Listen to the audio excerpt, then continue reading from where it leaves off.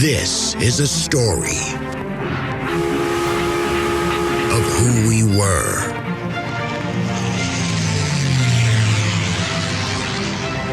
how we got here.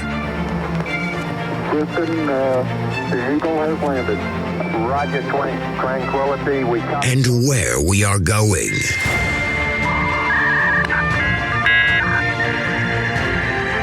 You've got mail. So join us as we take history off the page.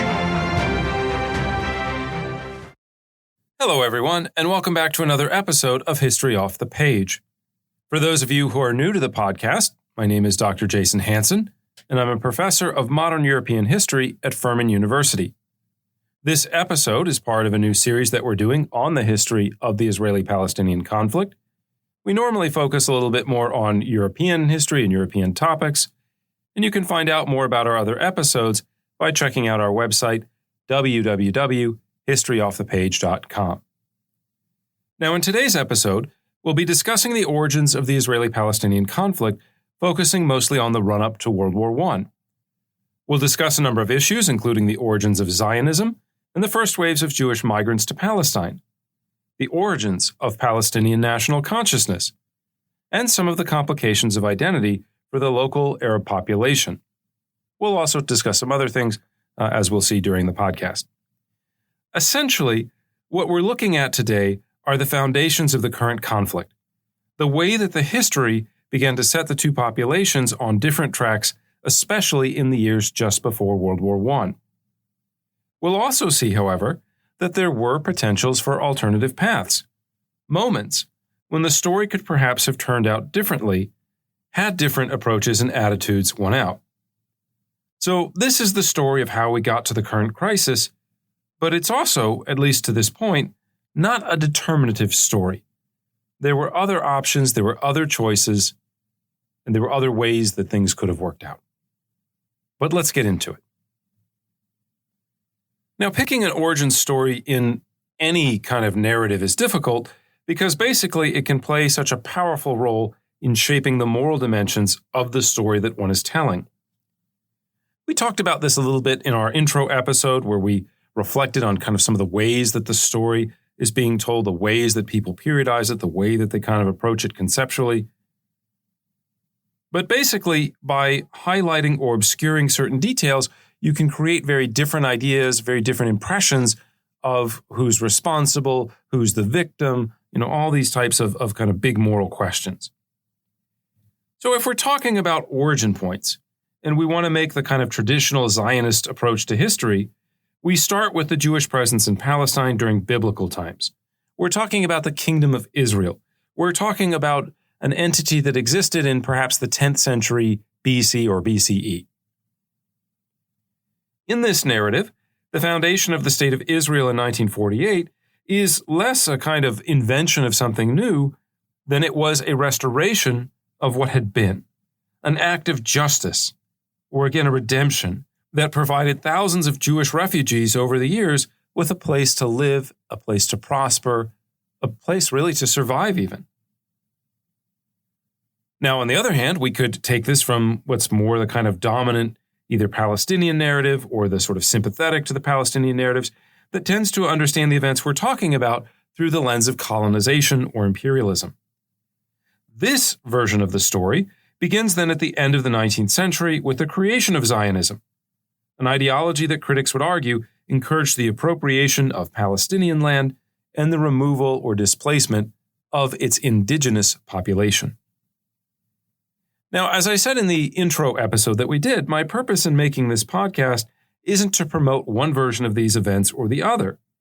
Instead, it's to try to give you some insight into the larger history in order to help place these narratives in a broader context. This story is, again, as I mentioned before, incredibly complicated.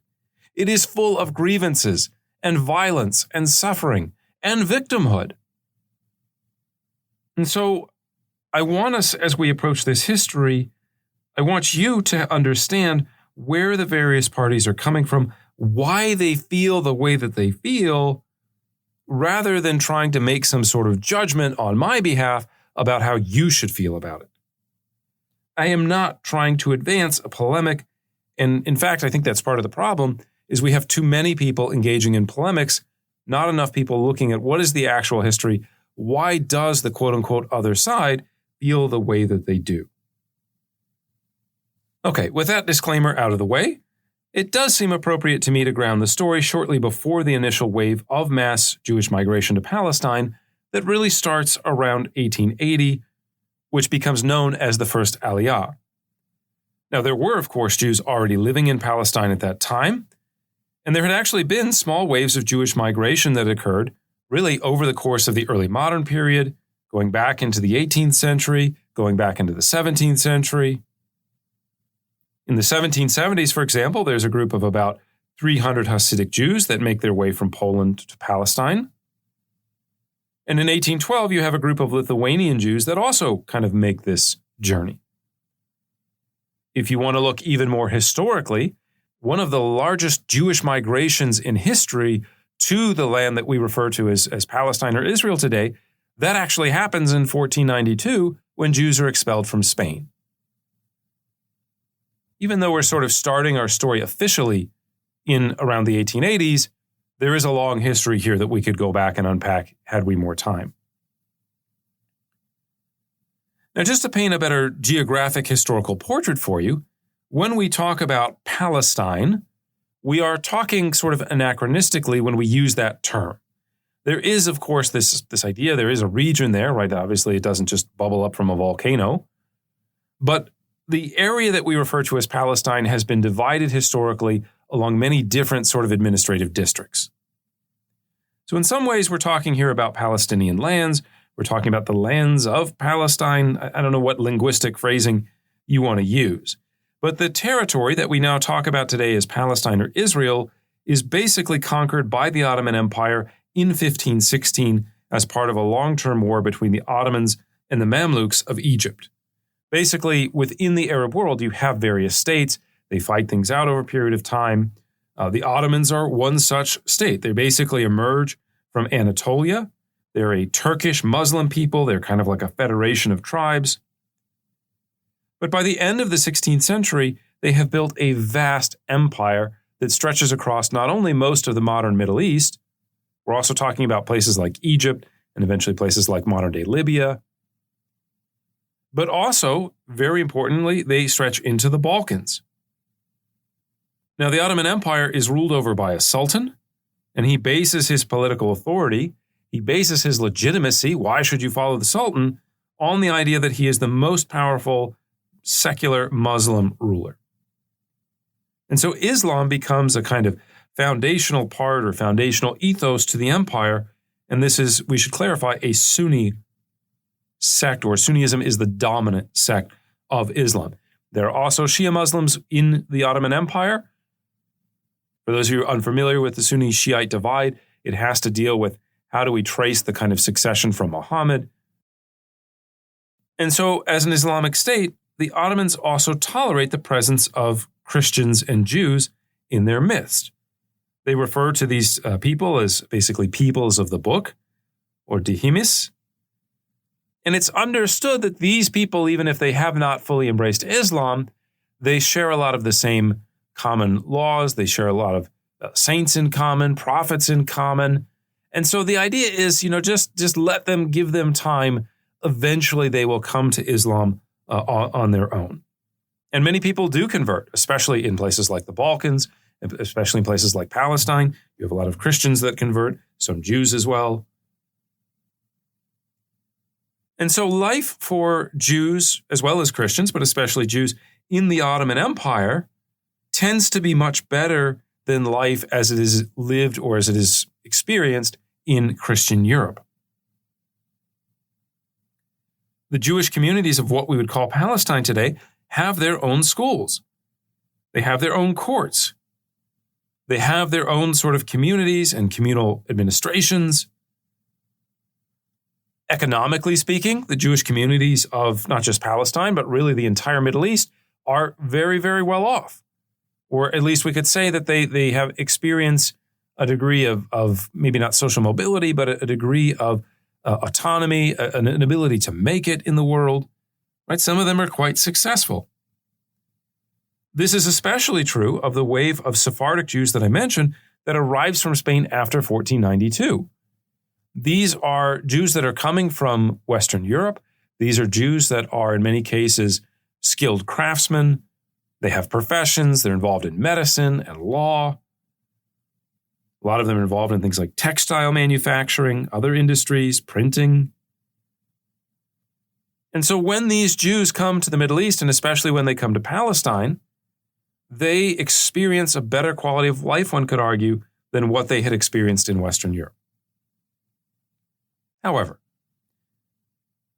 there's a way of telling this story where I think it is implied that the Jews kind of live in a sort of perfect equality. It's almost like modern day. It's wonderful. They can do whatever they want.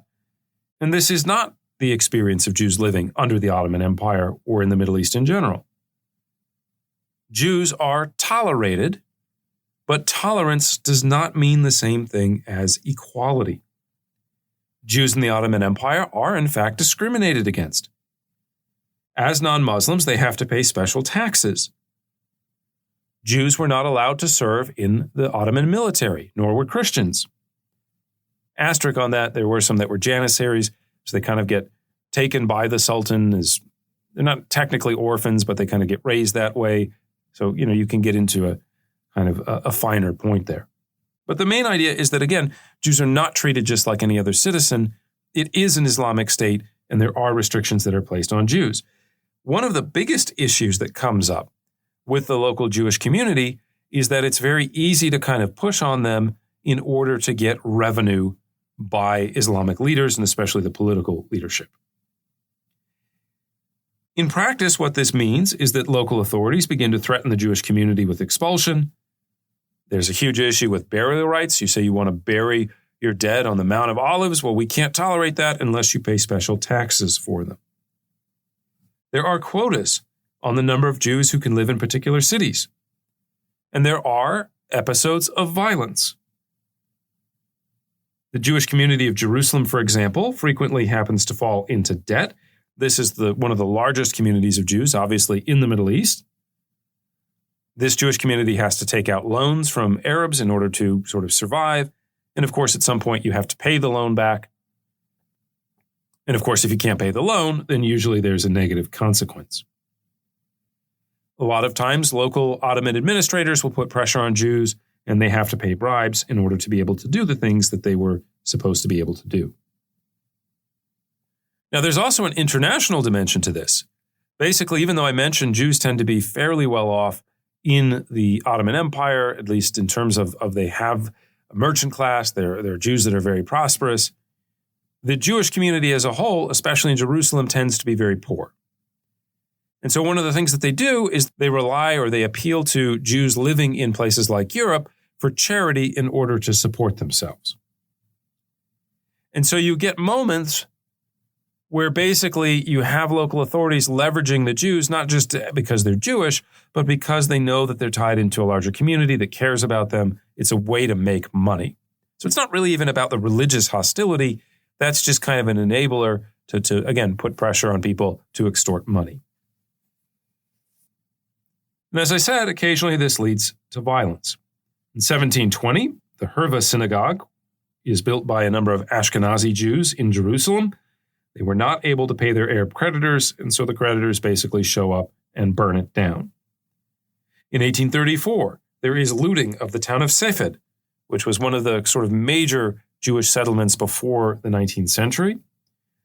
This takes place against the backdrop of a local peasant rebellion against the Ottoman state. And so those Arabs, the peasants, again, living in the Ottoman state, they're upset about Ottoman political issues, but they're going to take that out on the local Jewish community. Now, there are a variety of factors that begin to disrupt this situation, which again had persisted more or less over about a 1,000-year period before the 19th century. And I know a number of you are saying, well, okay, the big factor must be Zionism. Zionism changes everything. And obviously it plays a role in this process. But the most important factor, I would argue, was the transition to modernity, where basically in the modern world that we live in today, you have various loyalties, and the expectation in most countries, in most situations, maybe not all, is that you owe some kind of political loyalty or allegiance to a state, to a nation state. You may also have loyalties to a family, to an individual ruler. You may feel part of a religious group. But in the modern world, ultimately, your number one loyalty is supposed to be to a state. I'm broadcasting from the United States. It's 2024. We have a presidential election this year. In theory, your loyalty should not be to President Biden or President Trump or whoever. In theory, your loyalty is ultimately to the broader political community that exists within the modern state.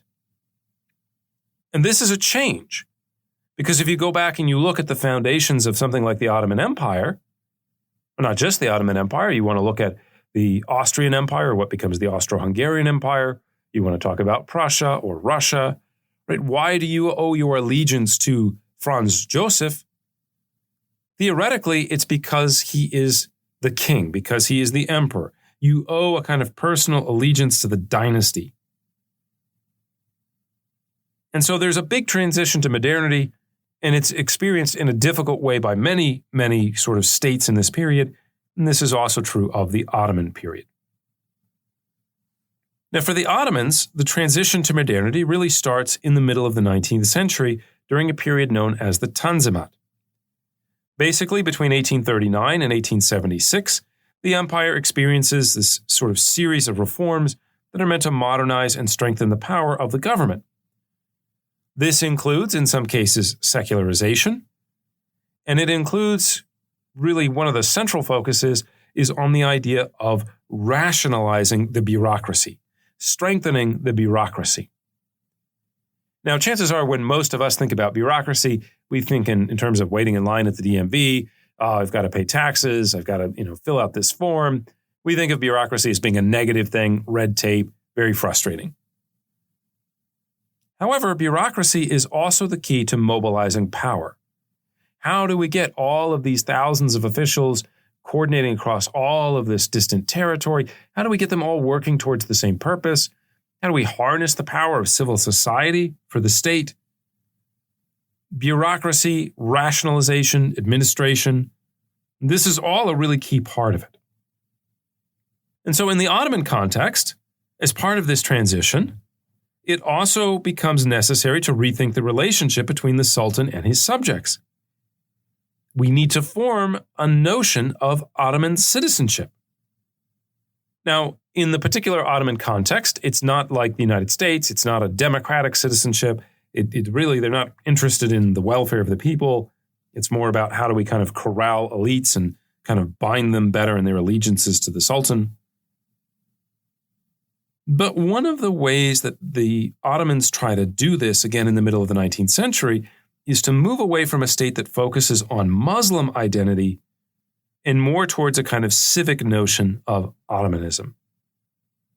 They therefore get rid of some of those taxes that Jews and Christians had to pay. They get rid of the idea that Jews and Muslims cannot serve in the military. Now, of course, we know in retrospect, the Ottoman Empire lasts for several more decades, almost a century, depending on when you date the starting point.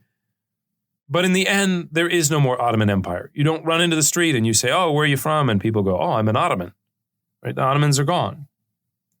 But this transition still matters to us and especially to our story today because it produces a significant backlash that helps kind of complicate the story that we're going to tell.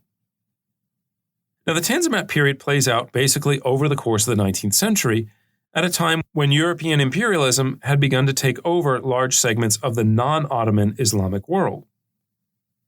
At the same time, Europeans also begin placing increasing pressures on the empire itself in the name of defending their Christian subjects or its Christian subjects. In other words, the Russians look at the Greek Orthodox community in Jerusalem and in other parts of Israel or Palestine, and they say, look, we have the right to intervene in Ottoman affairs in order to protect our co-religionists. The other big kind of power intervening here are the French. The French, on behalf of Catholics, are very concerned about the status of Ottoman Catholics, and they're willing to intervene, and they put pressure on the Ottoman state. We also have a number of European bankers loaning them money, putting pressure on them. Okay, you have to pay us back first. You have to pay the interest first. And so even though the Ottoman Empire is still an empire, and even though, as we'll see, they are doing very colonial things in not just what we call Palestine today, but all over the Middle East, they are simultaneously in many ways being treated as a colonized power. So for some observers, as they look at the process of the Tanzimat playing out over the course of decades, they begin to say, look, the problem is not that we need to rationalize the administration and the bureaucracy. The problem is that we have turned towards secularism, and we need to go back to Islam. We need to make Islam again a foundational part of the Ottoman state. And the champion of this movement becomes Sultan Abdul Hamid II, who takes power in 1876. Now, Abdul Hamid is not anti-modern. He's not a reactionary.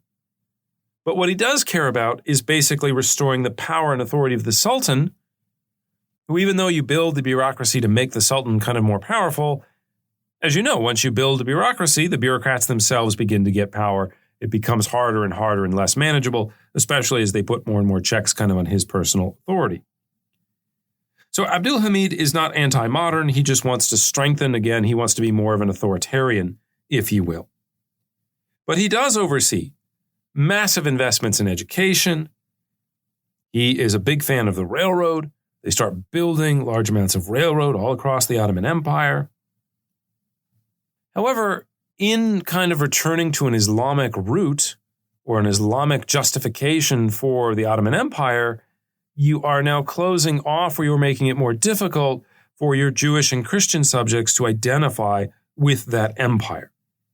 Right? If we were talking just about a civic entity, anyone can be part of the civic entity.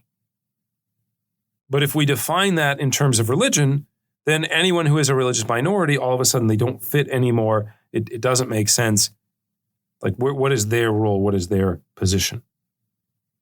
And so as we get into the 1880s, one of the things that we're going to see is we have a lot of Jews coming in from places like Russia, but these Jews never give up their European passports.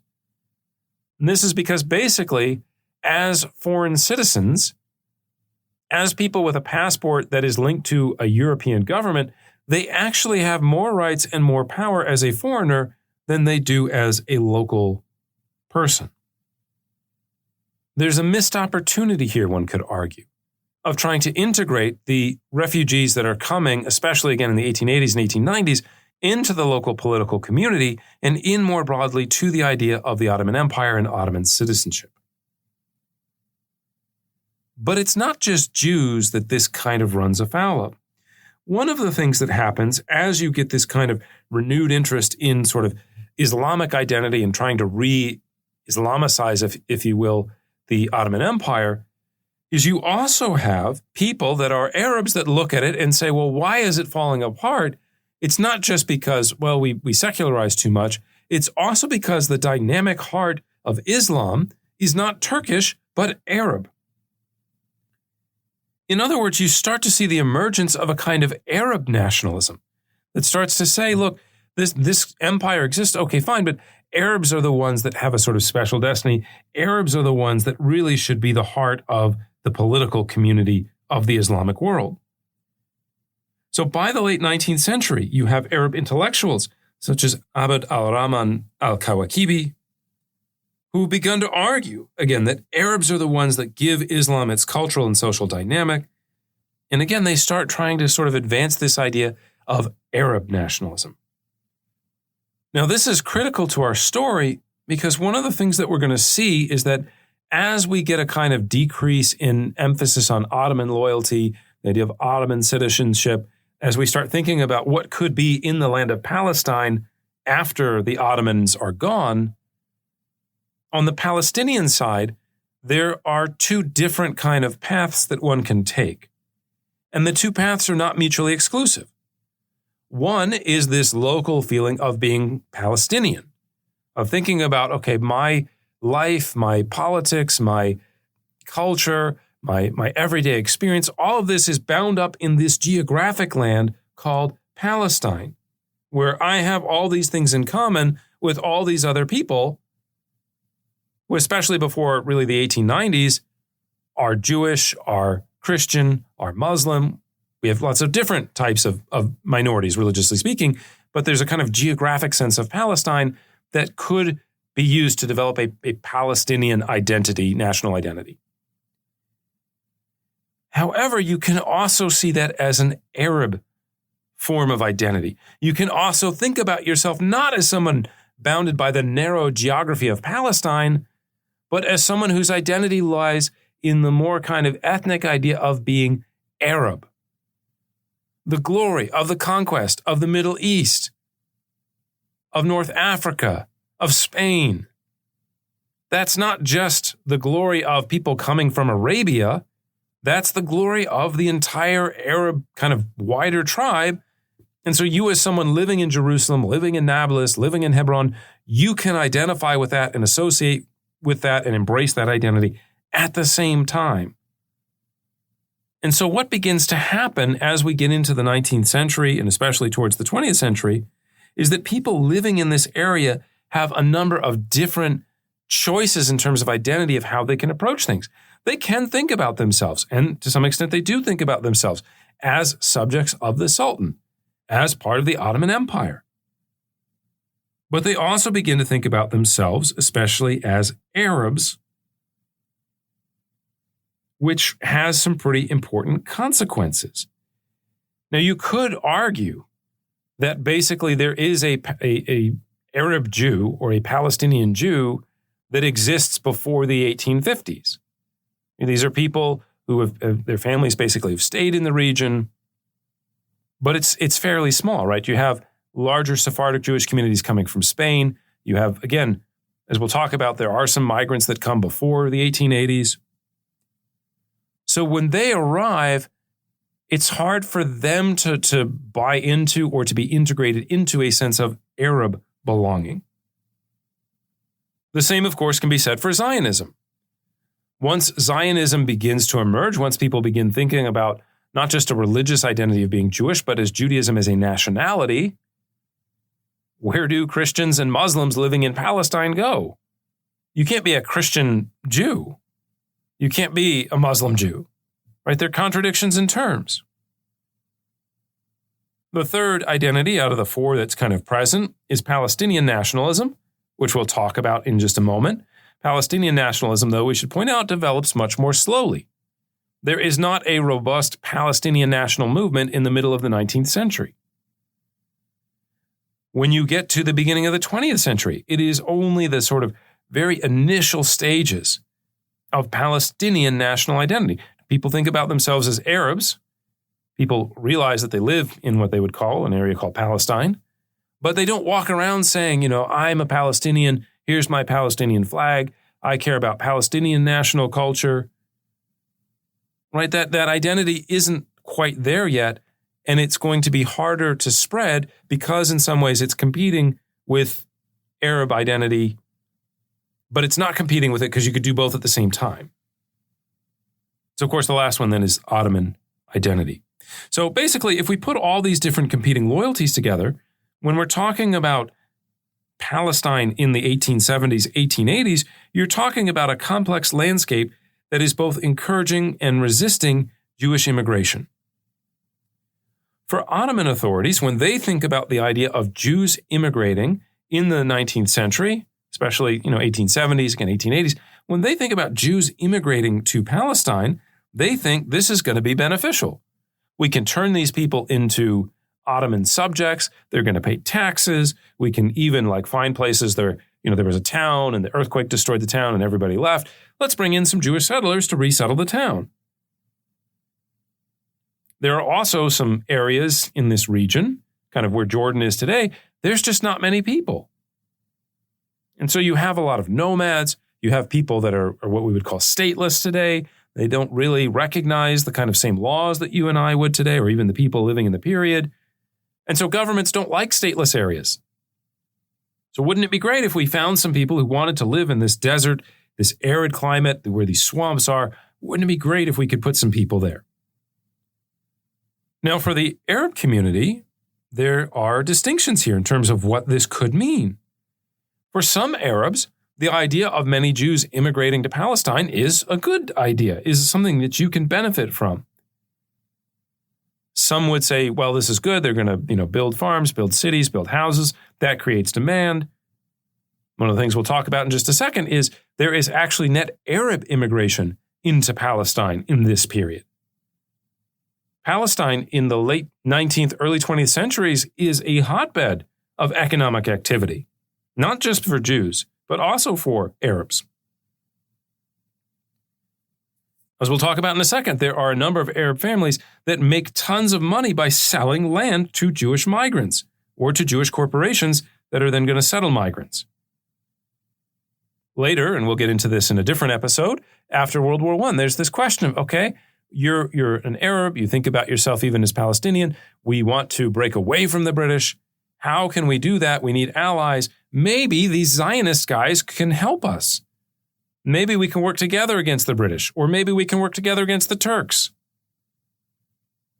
Now, I don't want to come across as being too optimistic here because the people that I've just described are the minority within the Palestinian community, or what today we would kind of retroactively describe as the Palestinian community. This Jewish migration, going back again, especially to the 1890s, will arouse hostility within the nascent Palestinian nationalist movement. The development of Palestinian national identity is partly linked to Jewish immigration. It's not only linked to it. It's not just a response to Zionism. There is a kind of organic element to it that is very natural, would have happened anyways. But a lot of people become convinced of the need to be Palestinian or the need to at least be anti-Zionist because of the migrations. I would also add, too, that as we're thinking about this kind of chaotic world, it's sort of sorting going out with identities and loyalties that's happening around the late 1800s, one of the consequences of the rebranding of the Ottoman state as an Islamic state instead of being just a civic state is that it leaves Jewish Palestinians and the new immigrants that are coming in, the new Jewish immigrants, without a serious competitor or alternative to Zionism. Right, so Zionism, as we'll talk about in a second, it has this kind of idea of, at the very least, Jewish autonomy, politically speaking, and of course, ultimately, the idea of building a Jewish state. So if you want to give Jews a place to go to, because they're not all Zionist, and many, again, in the 19th century are not down with Zionism, as I'll talk about in a second. But there isn't anywhere else for them to go. You can't really say, in 1900, I am Jewish, but I really feel Ottoman. That's my real sense of belonging. I mean, it's there in a kind of conceptual way, but it's not developed, it's not pursued. And so over the course of time, even Jews living in Palestine, even what we would call probably Palestinian Jews, they will begin to turn away from the idea of a multicultural state and towards the idea of a specifically Jewish entity. Now, I know what some of you are saying. Zionism, Herzl, the Jewish state. Of course, Zionists want to come in and build their own political community. Of course, it's always about exclusion. Of course, it's always about dispossession of the local Arab or Palestinian people. And of course, yeah, Herzl does write a book. There are Zionists who do want to create an exclusive Jewish state. But I think we should also think about this in the context of what was the alternative. Not only where else could these Jews go, but Jews that were specifically migrating to Palestine, what was the alternative notion of what they could have fit into? And to kind of explain this, I want to use a parallel that we see here today in not just the United States, but also Europe. We've obviously witnessed large amounts of migration that happened in the last 20, 30 years. We see people coming from South America. We see people coming from Eastern Europe, from the Middle East, all over, right? And immigrants, historically, then as now, when they come in, tend to live next to other immigrants from the same national background. Why in New York City is there a Chinatown? Why is there a Little Italy? Well, it's because all the Italian immigrants that came to New York City, their primary language is Italian. They have cousins, they have family. Of course, they're all going to live together. So why doesn't Chinatown ever try to secede? Why doesn't Little Italy become its own kind of, nationalist movement? Let's set up like a, German, state of Wisconsin or something like that. A huge part of that is because the American system defines its loyalty in terms of citizenship and civic belonging, not in terms of one type of ethnic loyalty or one type of religious loyalty. Of course, some religions, some backgrounds seem to fit in more seamlessly than others, and it changes over time. But immigrants can come into the United States, can adopt an American identity, can adopt a British identity, can adopt a French identity. And so this, I would argue, has been a key part of the transition, the successful transition of these states, not just to the modern world in the 19th century, but especially even global migrations in the 20th century.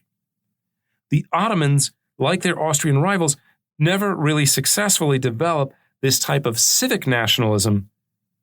And so as a result, when all these migrations begin in the 1880s, again, many of the immigrants have nowhere else to go but Zionism.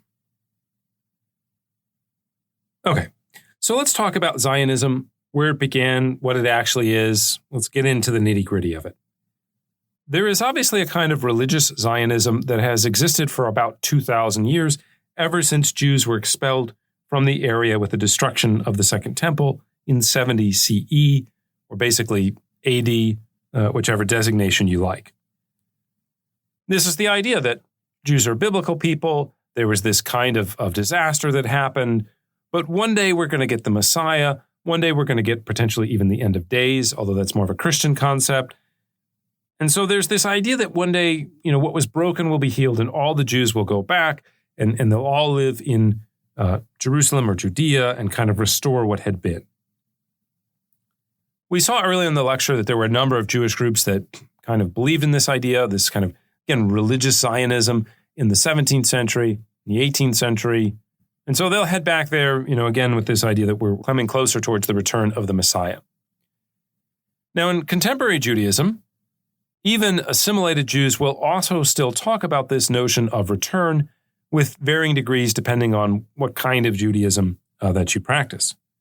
But basically, during the Passover Seder, even Reform Jews will say, next year in Jerusalem. But this idea of return is also more of a metaphorical idea of return. There are very few assimilated Jews that are sitting around thinking, next year I hope that we all live in Jerusalem. I hope, next year everybody migrates. So there is this kind of religious basis to it that's out there, but it's very different than what we might call political Zionism.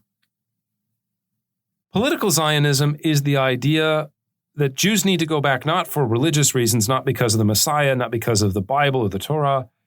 It's the idea that Jews are basically going to be treated as outsiders, as a different race, no matter what country they live in. They will always be minorities. And so you need to have a Jewish state because it's the only thing that can protect Jews, or the only state that will officially kind of be there to protect Jews. Now, historians often locate the ideological origins of modern political Zionism with two figures or in two particular contexts, one coming out of Eastern Europe, the other out of Western Europe. Both are reactions to widespread anti-Semitism and discrimination against Jews in Europe that really kind of reaches a crescendo in the latter part of the 19th century.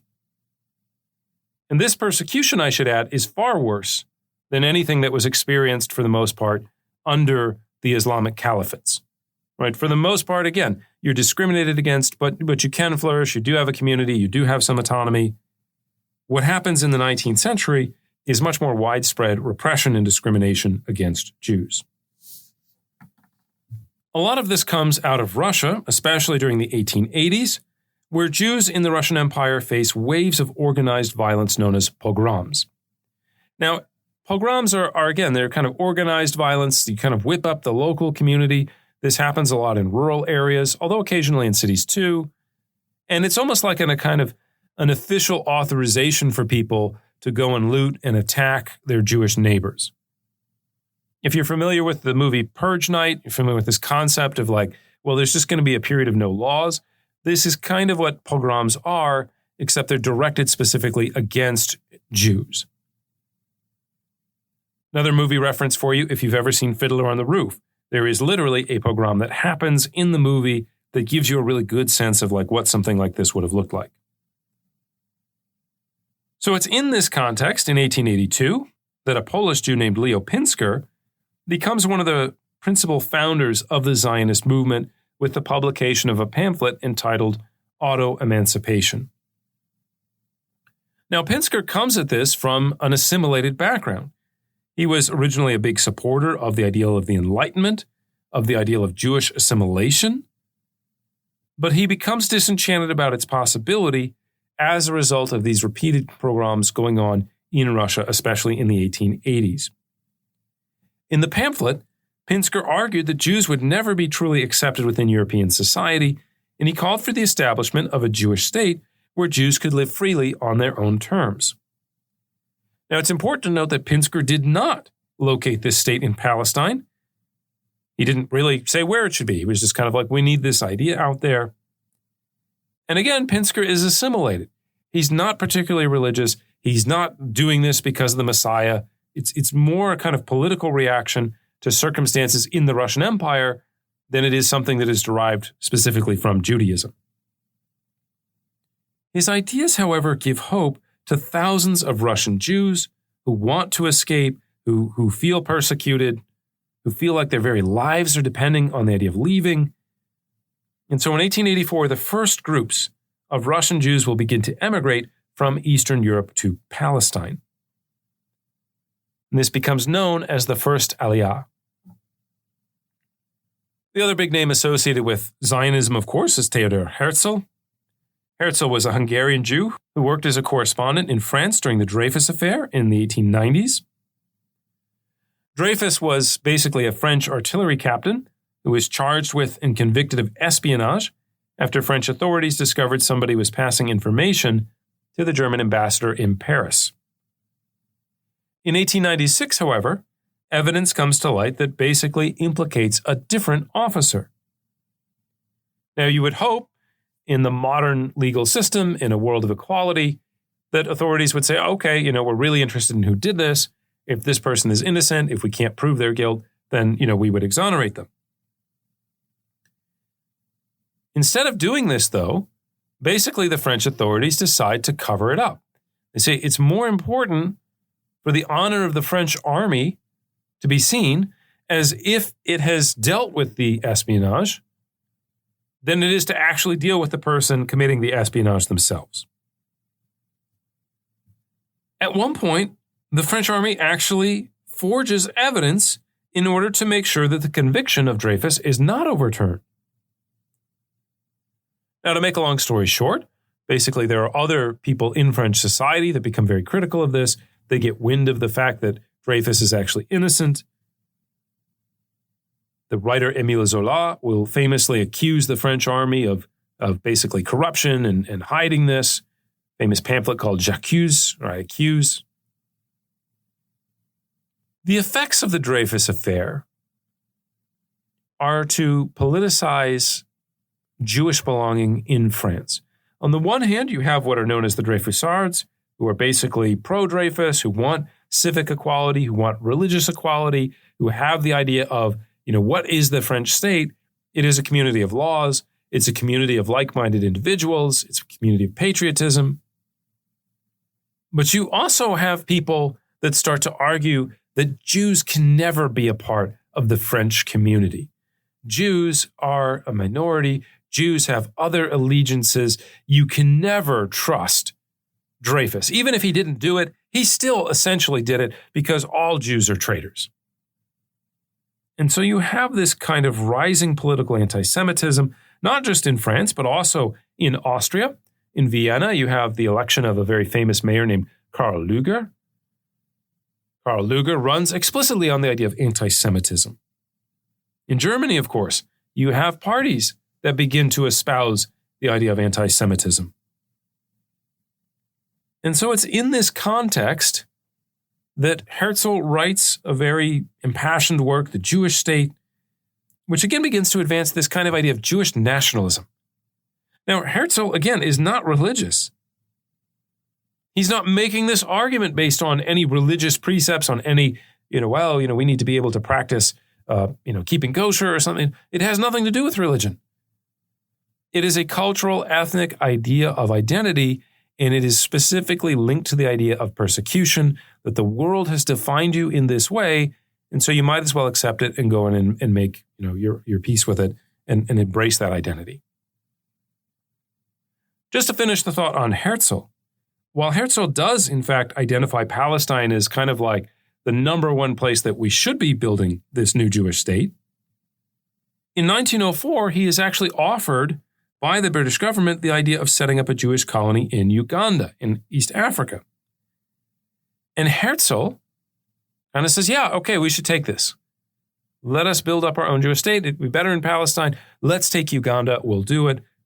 Total colonial enterprise there. Great. Other members of the Zionist movement do not like this idea. They bicker and argue about it for a while. And Herzl actually dies just a couple months after kind of sort of announcing he favors this position.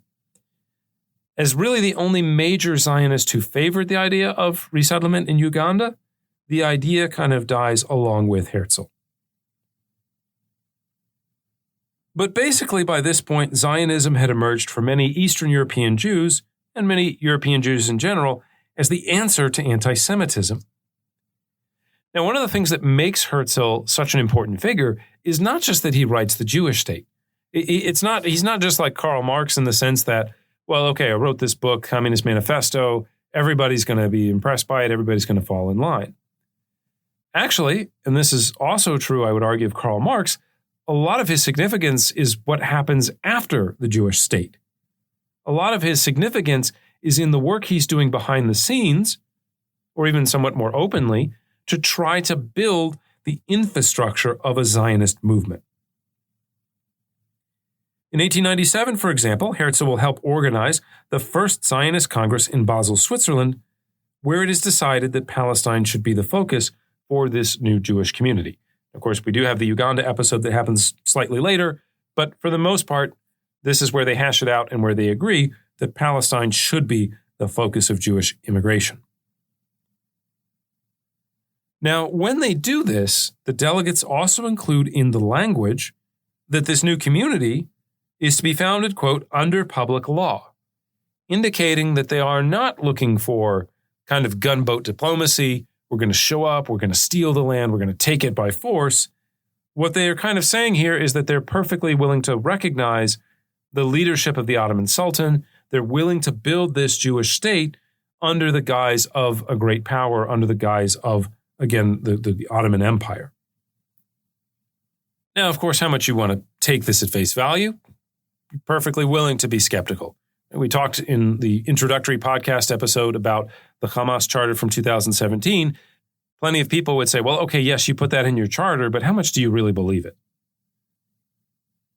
There are colonial, not just tendencies, but there are some people literally making a kind of more explicit colonial argument here. I just mentioned Uganda. That was clearly colonial. So there's a kind of a tension, a kind of working out, a kind of vagueness, and it's experienced not just in the particular moment of the founding of Zionism, but also in the sort of post-war settlement of how we're going to work out the politics of the Middle East. There's a lot of vagueness. There's a lot of kind of reading between the lines or being vague enough that I can see what I want and you can see what you want. And so we agree, even if we're not actually agreeing.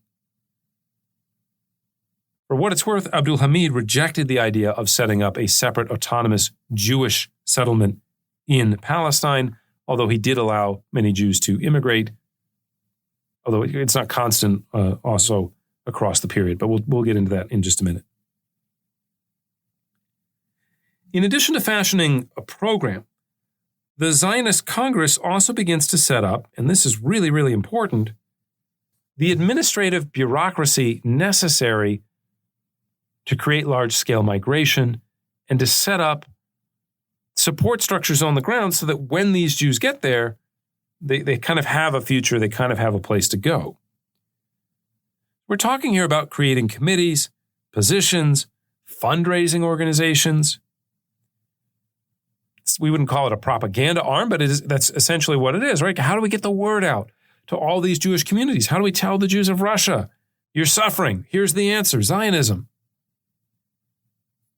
And so basically, when the Zionists and the Palestinian national movements begin competition with each other, which won't really come until the 1920s, the Zionist side is far more effective, is far more advanced, and is able to draw much more effectively on the international Jewish community for resources.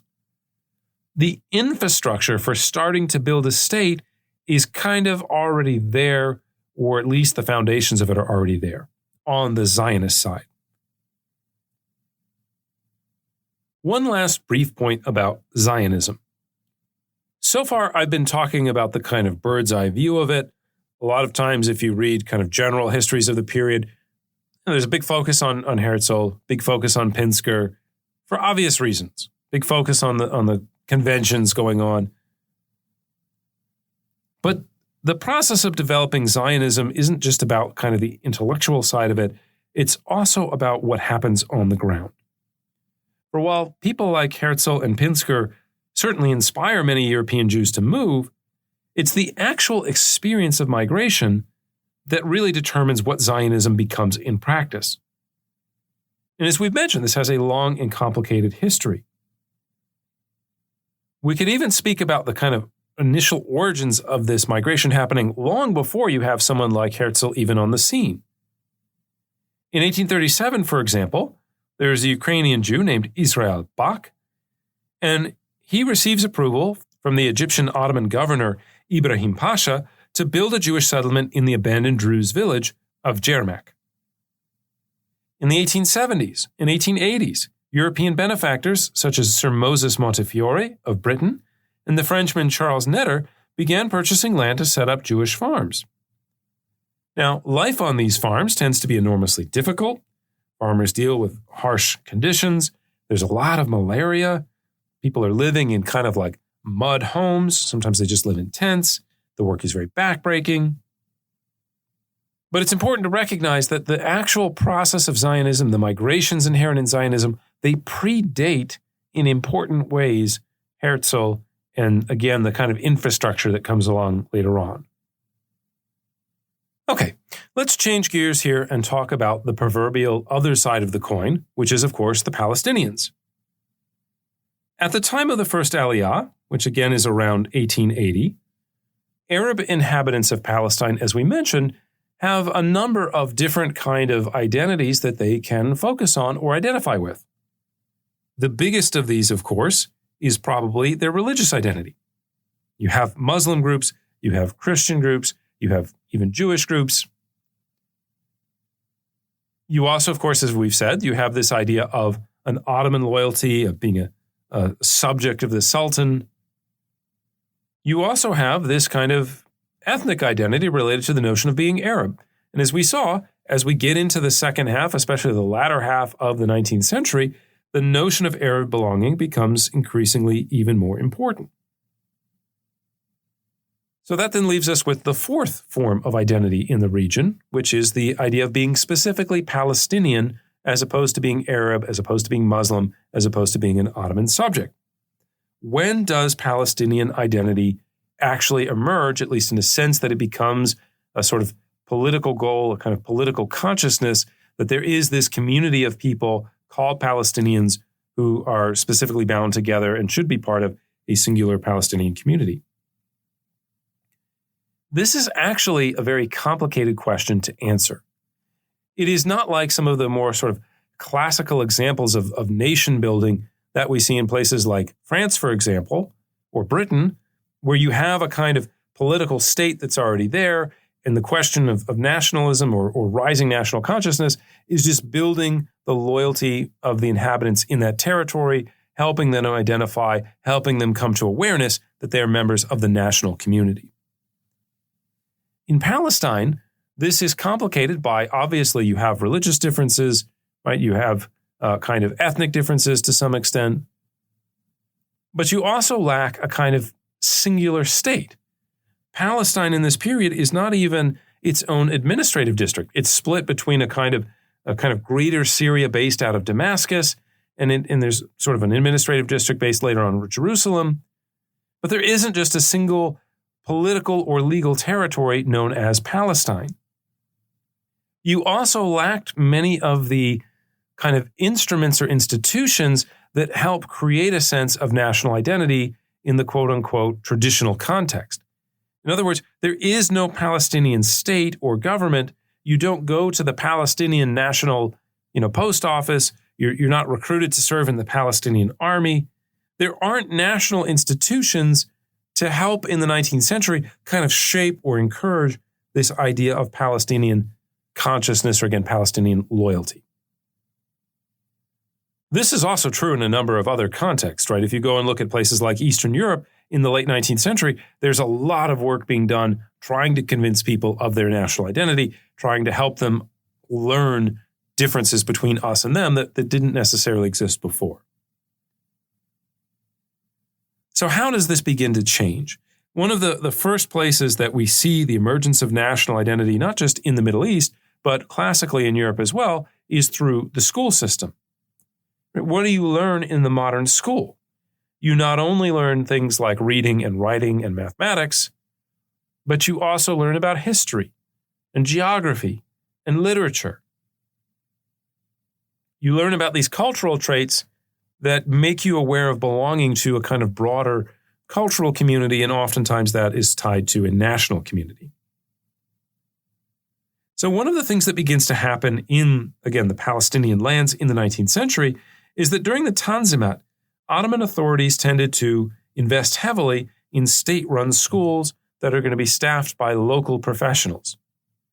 So the idea here is that we are going to be creating administrators, future bureaucrats, people that can become part of the Sultan's machine, if you will. But the people doing that teaching are local people, are predominantly Arabs. And they will be teaching alongside those sort of, again, practical subjects, quote unquote practical, subjects of mathematics, reading, writing, that sort of thing. They'll be teaching languages and literature and history and geography. And so as they teach their students, some of them will start to think about themselves as being not just Arab nationalists, but being Palestinian nationalists. They will start to talk about this community of Palestine and its history and its culture. So by the year 1900, again, we can speak of kind of these Palestinian patriots in the school system who are conveying a sense of national identity to their pupils. And when I say national identity, I don't mean Ottoman identity, I mean Palestinian identity. Now, at the same time, we should note that the Ottoman school system is a bit complicated. You have a lot of foreigners, you have different religions there, and so these foreign entities, foreign states will support very generously Catholic schools, various Protestant schools, Greek Orthodox schools. And these religious schools are not teaching Palestinian identity. So again, you have this kind of initial emergence of nationalism, but it's kind of scattershot, it's kind of patchwork, right? Depends who your teacher is in the third grade. I'm making kind of a joke there, but you get the general idea. Now, of course, a second factor that also encourages the growth of Palestinian national consciousness is the Jewish migrations. You can imagine, as large numbers of people who are foreigners, who speak a different language than you do, we haven't really talked about this much, most of the Jewish population in Palestine before 1880s, most of them speak as a mother tongue Arabic. Hebrew is not used outside of the kind of biblical context. But as these Jewish migrants start coming in from Poland, from Eastern Europe, a lot of them, their mother tongue is Yiddish. And so when foreigners show up, it kind of creates a sense of, okay, well, these people are different than me. These other people that are here before, they're like me. And so, now we're going to get a sense of regional identity.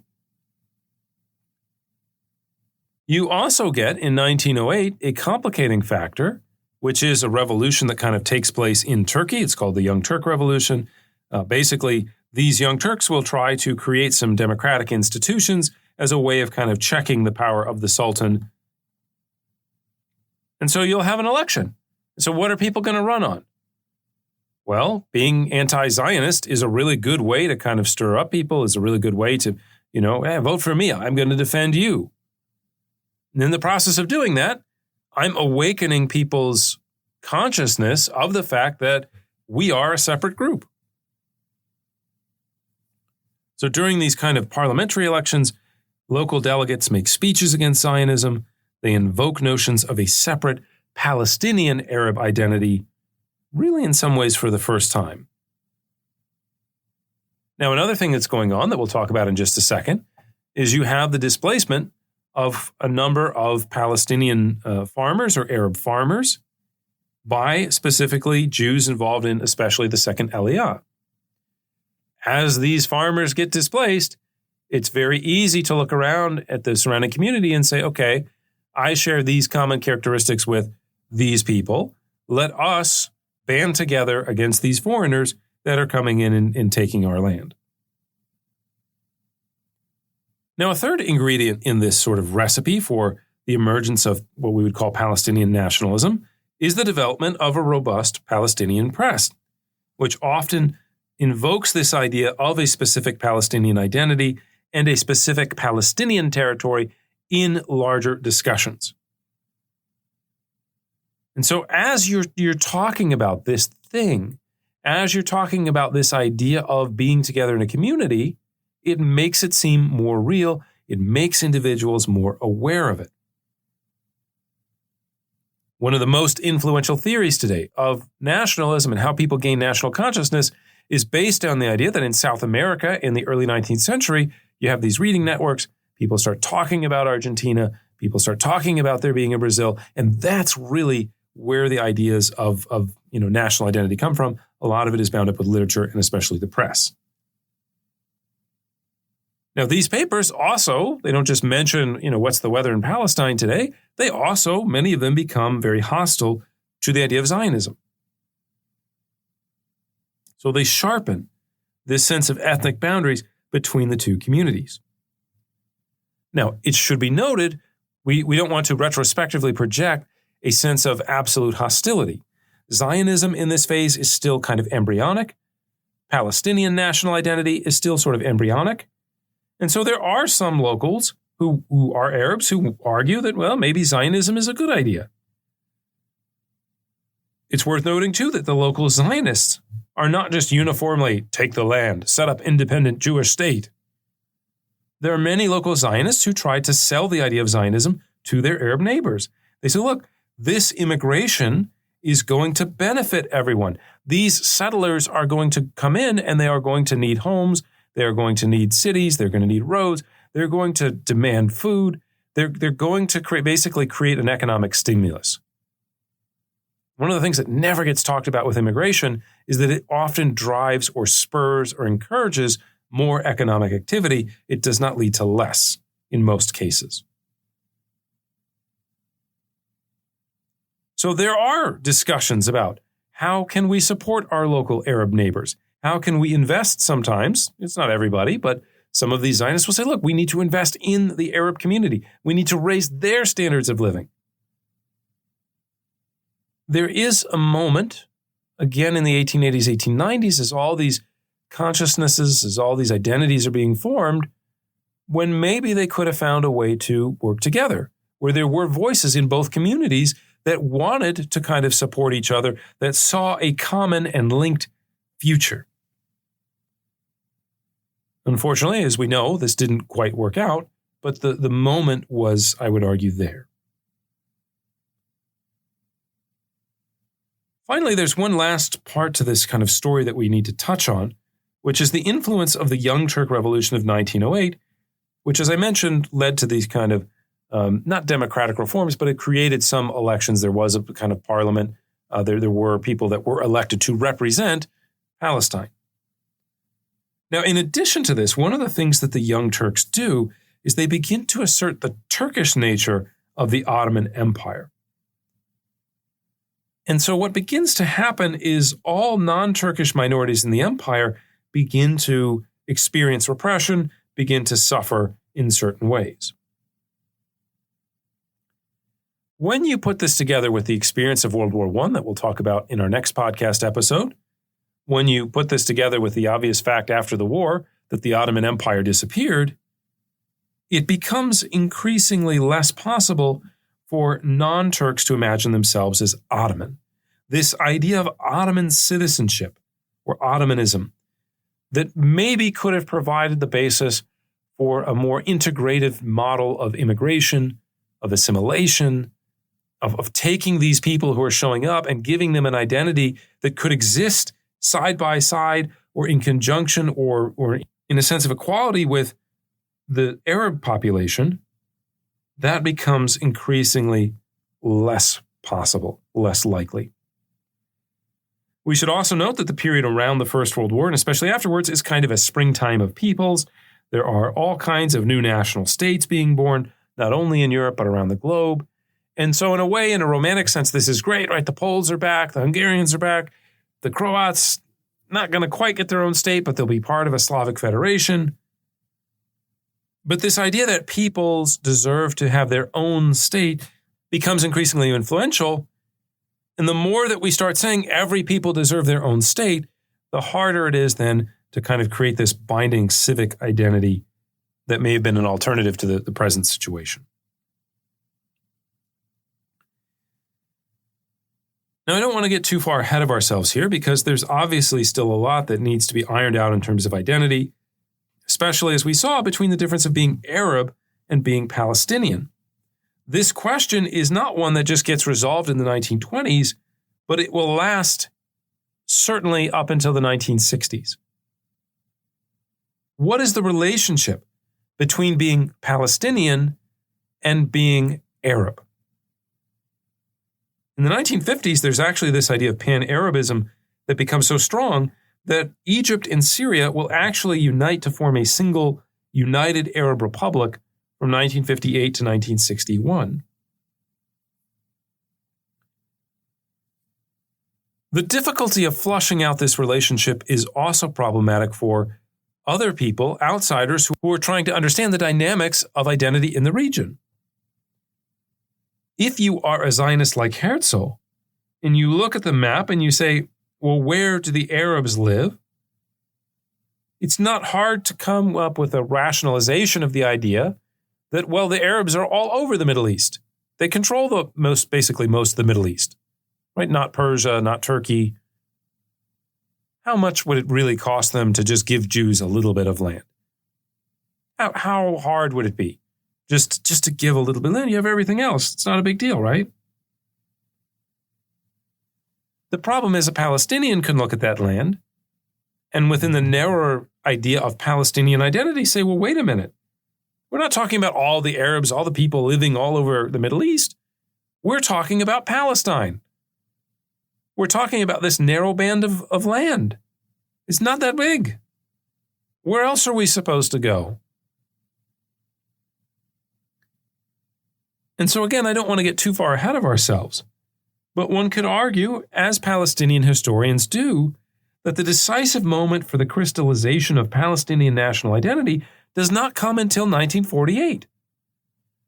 It doesn't come until the Nakba, the traumatic disaster of exile.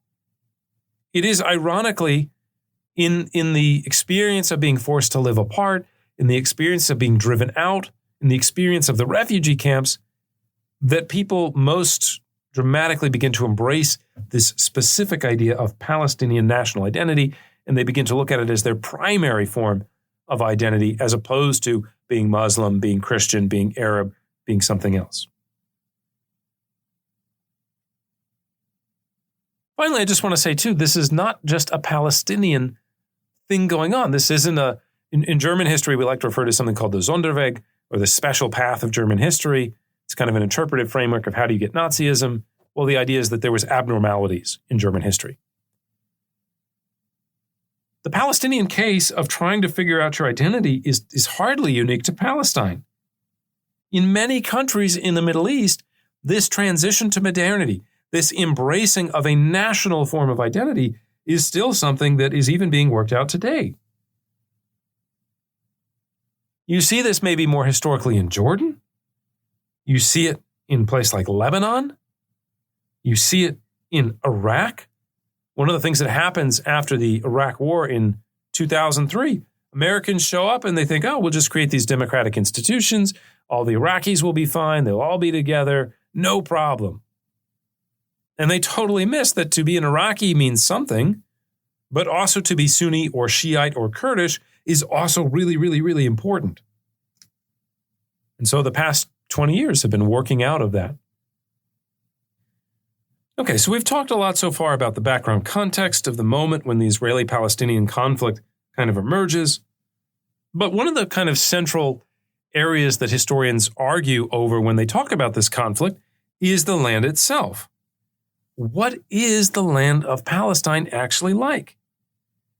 If you read Zionist historians, or especially if you read Zionist accounts from the period, what they understand by resettlement is not the idea of, okay, we're going to come in, we're just going to displace the local population, we're going to conquer this territory and kick out the people who are here. What they understand it as is more akin to the settlement of the American West.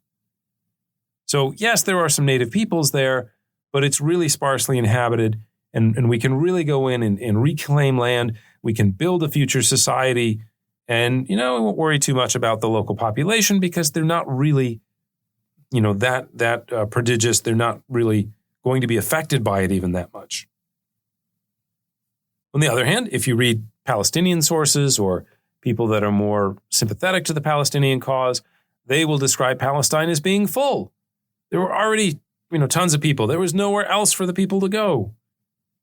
They will talk about how Palestine is already this kind of emerging modern economy, this kind of, the Asian tiger model people talk about in the 1990s. Well, the Palestinians, in some ways, Palestine was the little Palestinian tiger. If that's what you want to call it, around this period. I guess the way that I would describe it is that Palestine is certainly not the crown jewel of the Ottoman Empire. Jerusalem has some value. Jerusalem is not a very big city at the time. It's about 17,000 inhabitants. By 1850, the majority of those inhabitants, by the way, will be Jewish. So before the big migrations start, it's already majority Jewish population. Jerusalem has value not so much as a city in its kind of urban production, economically, industrially, but it has kind of tourist value, right? People want to come to see the holy sites of Jerusalem, not just from the Christian world, not just from the Jewish world. The Al-Aqsa Mosque, which sits atop the Temple Mount today, is the third holiest site in all of Islam. It is a big deal. The Dome of the Rock is the Al-Aqsa Mosque, same thing. So Jerusalem does have some economic value. There are also some ports that are pretty important. We have Jaffa, which is just south of modern Tel Aviv. We have Haifa. So there are some parts of it that is, we could say, are settled, some parts of it that are economically valuable to the Turks. At the same time, a lot of the land is desert or swamp. In terms of its industrial output, there isn't really much. The economy of Palestine in the middle of the 19th century is largely agricultural, and a lot of it is really subsistence farming. In fact, one of the things that gets left out often of the story of the migrations is that when a lot of these Europeans show up in Palestine, they try to make a go of it at the farms, and it's so hard. There's so many things to overcome: malaria, crop failure, heat, cholera, other diseases, that many of them actually leave. Many of them will show up and go, this is not for me. I'm, going to go live with cousin Herschel in Brooklyn. I'm off to the good old USA because, as you know from Steven Spielberg, there are no cats in America. That's an American Tail joke for those of you that haven't seen the movie. Some of them actually go back to Europe. It's easier to live among pogroms than it is to try to hack it out on some of these farms and some of these very desolate kind of locations. couple other things that we can add about the land. First of all, even though I mentioned the population of the city of Jerusalem has a Jewish majority from about 1850 onwards, the rest of the land, the rural areas, are overwhelmingly, predominantly Muslim and especially Arab. There are some Christians there as well, but mostly Muslim. The total Jewish population of Palestine in the 1850s is only about 17,000. Now, like many other communities in the 19th century, the population of Palestine is rapidly growing. Between 1800 and 1890, the total population grew from about 275,000 to about 500,000 people. And by 1931, you have over 1 million people living in Palestine. It's not just a question of Jewish immigration. There is, as I mentioned, robust Arab immigration into the region. There is also more food available. The kind of economic success, it's not just being experienced by Jews, it's also experienced by Arabs, and it will lead to larger families, lower infant mortality. Things basically get better in the region that we would refer to as Palestine. You do have the phenomenon of what people usually call banditry, but banditry is less the idea that there's kind of warlords running around and they're just taking everything. It's more the idea that there are still some stateless people like the Bedouin, especially, again, depending on how you define Palestine. The further to the east that you go, the more you get into what is today Jordan, the more open the space is, the more you have these tribes that move around that just are not used to or don't recognize modern state laws like we have today. We should also note that by the late 1860s, as part of the Tanzimat, the Ottoman government is investing heavily in the region. They do begin to build the railroad. They do begin to construct modern roads. In 1869, for example, they create the first road connecting the port of Jaffa with Jerusalem. That's a pretty major economic artery. We talked about how the Ottoman authorities were investing in schools. You also have European philanthropists such as Sir Moses Montefiore, who make personal investments in the region, funding the establishment, for example, of a girls' school for Jews, a Jewish-owned windmill to produce flour, and later in 1870, a French Jewish organization is founded to set up an agricultural school. Other Jewish organizations will begin purchasing land for settlement, or they make charitable donations to support the small Jewish community. Again, all of this is happening before Theodor Herzl. Okay. The first wave of Jewish migration traditionally associated with Zionism is known as the First Aliyah, and it begins in 1882 and lasts for about 20 years. It features the migration of about 25,000 Jews who are fleeing, as I said, persecution in Eastern Europe.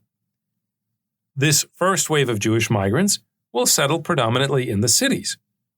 Although, as we'll talk about in a moment, there are some attempts to purchase land and establish Jewish farms. Now, these initial efforts basically tend to struggle. The land that they purchase is not particularly fertile. Agriculture itself, especially in its sort of initial phases, the idea of growing wheat, things like that, not that lucrative. Just to give you a sense of what some of this looks like, one of the most outstanding examples of an early farm is a place called Petah Tikva. It's a little bit north of Jaffa or a little bit north of today's Tel Aviv. And it's basically purchased by a group of Jews from Jerusalem around 1878. Now, the going at Petah Tikva is extremely difficult. And in fact, just 2 years later after a malaria outbreak, the little Jewish community there basically abandons it. In 1883, the settlement was reoccupied by European immigrants, who this time received funding from Baron Edmund Rothschild, who's a member of the famous French banking community. And basically, they get the money to drain the nearby swamp. He then helped pay for investments in more profitable crops like tobacco. He paid for them to plant mulberry trees, which could be used by silkworms. And basically, through these kind of foreign investments, they start to make Petah Tikva into an economically sustainable community. Over the course of time, it becomes increasingly successful, and I'll talk about it a little bit more in just a second. Now, we just mentioned Baron Rothschild. and his role should be discussed in more detail because it is so vitally important to this initial wave of migrants. As I mentioned, he's a member of the famous banking family, and he's born in France in 1845. By the early 1880s, again, right around the time of Pinsker and about a decade before, we see the writings of Herzl, Rothschild had become something of an early Zionist, and he generously supports the Jewish communities of Palestine. In 1882, he agreed to fund the digging of a well at the second major Jewish settlement in the area, a place called Rishon LeZion, now Israel's fourth largest city. But Rothschild's Zionism was more than just philanthropic. His vision was for the emergence of an economically viable Jewish community in Palestine. And to fulfill this vision, he would spend over $6 million, not just on subsidies, because Rothschild would say, oh, subsidies are bad. We don't want long-term dependence. We want independence. But Rothschild really prioritizes investment. Let us buy infrastructure. Let us buy tools. Let us buy animals. Let us educate people on how to farm. Some people coming from Eastern Europe already knew how to farm. Some people didn't. Farming in Eastern Europe is a little bit different than farming in Israel, as you might imagine. So as part of this, one of the things that is very important to Rothschild is that the Jewish farms and Jewish villages must be profitable. We don't want to grow crops like wheat just to sustain the population, but we want to grow cash crops. And here, one of the most important cash crops are citruses. We're going to grow oranges. We're going to grow lemons. We're going to grow these products that there is a huge market for back in Europe. And by doing so, we're going to make money. And we're going to provide a permanent basis for the Jewish community of Israel to survive. If you've ever had wine from Israel, you also can thank Baron Rothschild, because he was the one who basically funds the beginnings, or originates the beginnings of Israel's wine industry. Now, there are a couple of kind of consequences to this, which are interesting to the story. On the one hand, these farms, instead of driving Arabs off the land, they actually provide local Arabs with jobs. The farms are supposed to be profitable. The farms are not interested in the background of the person doing the work. They're interested in the question of how much do I have to pay the person to do the work. And so they actually tend to produce fairly decent social relations. They actually employ, again, lots of Arabs working in the fields, working as night watchmen, working in various aspects related to these farms that get set up. At the same time, the kind of rational top-down management and a capitalist idea here is very different than the kind of social ethos that many of the Jews coming from Eastern Europe have, especially in the 1890s and early 1900s. At a capitalist organization, especially purely capitalist, management makes all the decisions. When management is hiring people from a different ethnicity than you are, you don't really care about whether their wage is cheaper or something like that. A lot of times this gets read as an ethnic conflict. The story of Irish immigrants to America, a lot of it is about labor competition and fears and anxieties about what it will mean for people that are already here to have to compete with the Irish. Same is true of a place like Britain. You want to understand Brexit, so much of Brexit is about Polish workers coming as part of the EU and competition over jobs. So there gets to be this kind of hostility experienced by many of the Jewish migrants at the Jewish farms because of the way that they're treated or that they're not employed. It's a very interesting dynamic going on here that, again, gets kind of papered over when you just kind of look at it from the sort of simplistic narrative point. Now, Baron Rothschild is not the only one involved in kind of the efforts to bring Jews to Palestine before Herzl. We have other organizations such as Chovevi Zion. It's also kind of translated as the Odessa Company. Basically, they begin purchasing small amounts of land in rural areas in order to settle Jewish migrants. Another group that's really important during this period is a group called Bilu, which is basically a Russian socialist movement that advocates for Jews to relocate to Palestine. It's founded in 1884, and some of those migrants who will again move into Petach Tikva and begin to make it into a viable settlement, they come from Bilu. They come there not just out of a sense of, okay, I want to escape the persecution, but there is a kind of redemptive Zionist ideal in it. The idea that we are building a new world here, a world in which Jews will not just be not just migrants or not just kind of minorities, but where Jews will exercise some power. They will stop just being passive and victims all the time. As a whole, the experience of this first group of Jewish migrants tends to be a very difficult one. Eventually, again, many of them will leave Palestine, either to go to the United States, to go to the UK, or even to go back to Russia. So whatever you prefer to think of these initial migrants as, whether you want to call them immigrants, whether you want to call them settler colonists, their lives are certainly far different than the opulent images we have of European plantations set up in places like Africa and Asia in the 19th century. Maybe it is colonialism, but it's a very different colonialism than the kind of traditional sense we get of, the British viceroy sitting around sipping tea, having, biscuits, and he's being waited on by servants who are peoples of color. This is not what's going on in Palestine in the 1890s. All right, let's move on then to the second Aliyah, which begins a little bit after 1900, basically 1904, 1905. Some of it's associated with the Russian Revolution of 1905, but basically we'll get into it. Just to summarize, before 1900, Jewish immigration to Palestine is relatively small. It is also mostly urban. The overall population of the territory is still overwhelmingly Arab. And although you have the kind of initial emergence of this specific sense of Palestinian identity, it's still quite weak, right? It's still competing with some of the other dominant forms of identity, being Arab, being Ottoman, or being Muslim or Christian, or even Jewish. Zionism itself, we should note, is also not that popular, globally speaking, among the Jewish community.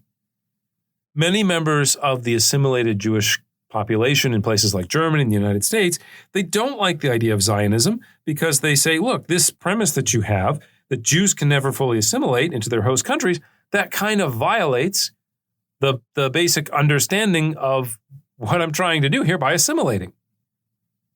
The more you go around saying Jews can never become Americans or Germans or French or whatever, the more critics in places like France and the United States and England look at us and say, well, look, you can never become an American. Even your own people are saying you can never become a true American. In terms of the religious community of Jews, the more religious you get, the more hostility there also is to at least Herzl's idea of Zionism. Herzl is not religiously that Jewish. Pinsker wasn't even really that Jewish in terms of practicing belief, that sort of thing. Well, how can you be Jewish if you're just being Jewish culturally? Doesn't belief in God, doesn't, performing the rituals, saying the prayers, doesn't that matter? So even in a place like Jerusalem, which, as we mentioned, has a very large Jewish population, they are not excited initially about the idea of Zionism. They are not on board with it. Some of this begins to change with the start of the second Aliyah, starting around 1904. Now, several factors drove this renewed effort, as I said, including the failure of the 1905 Russian Revolution, which is accompanied by a new series of pogroms.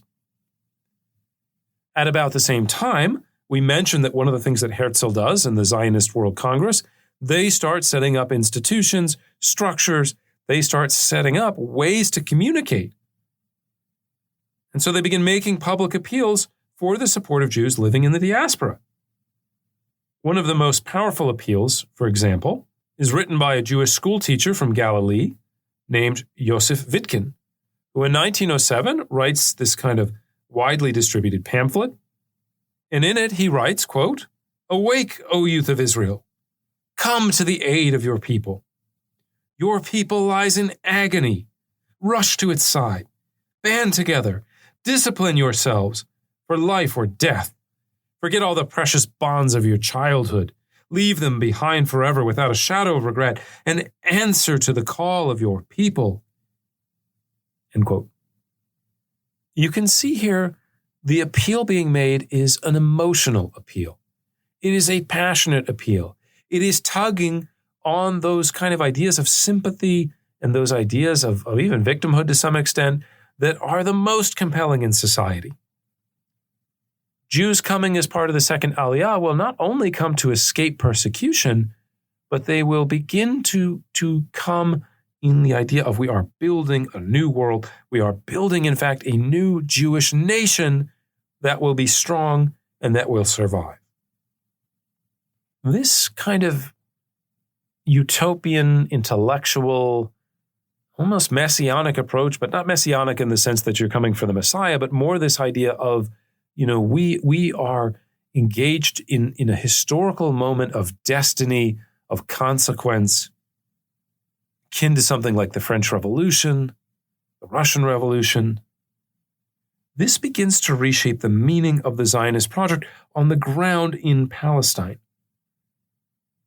I just mentioned how the first wave of refugees survives in part because of people like Rothschild, how the farms and the communities that they begin to construct are in many ways more multicultural, are more assimilationist, that there is a place for Muslims and Christians, Arabs, in this kind of new Zionist community, perhaps. This kind of revolutionary ideology embraced by members of the Second Aliyah is much different. It will develop into a much more exclusionary and again, utopian vision of Zionism.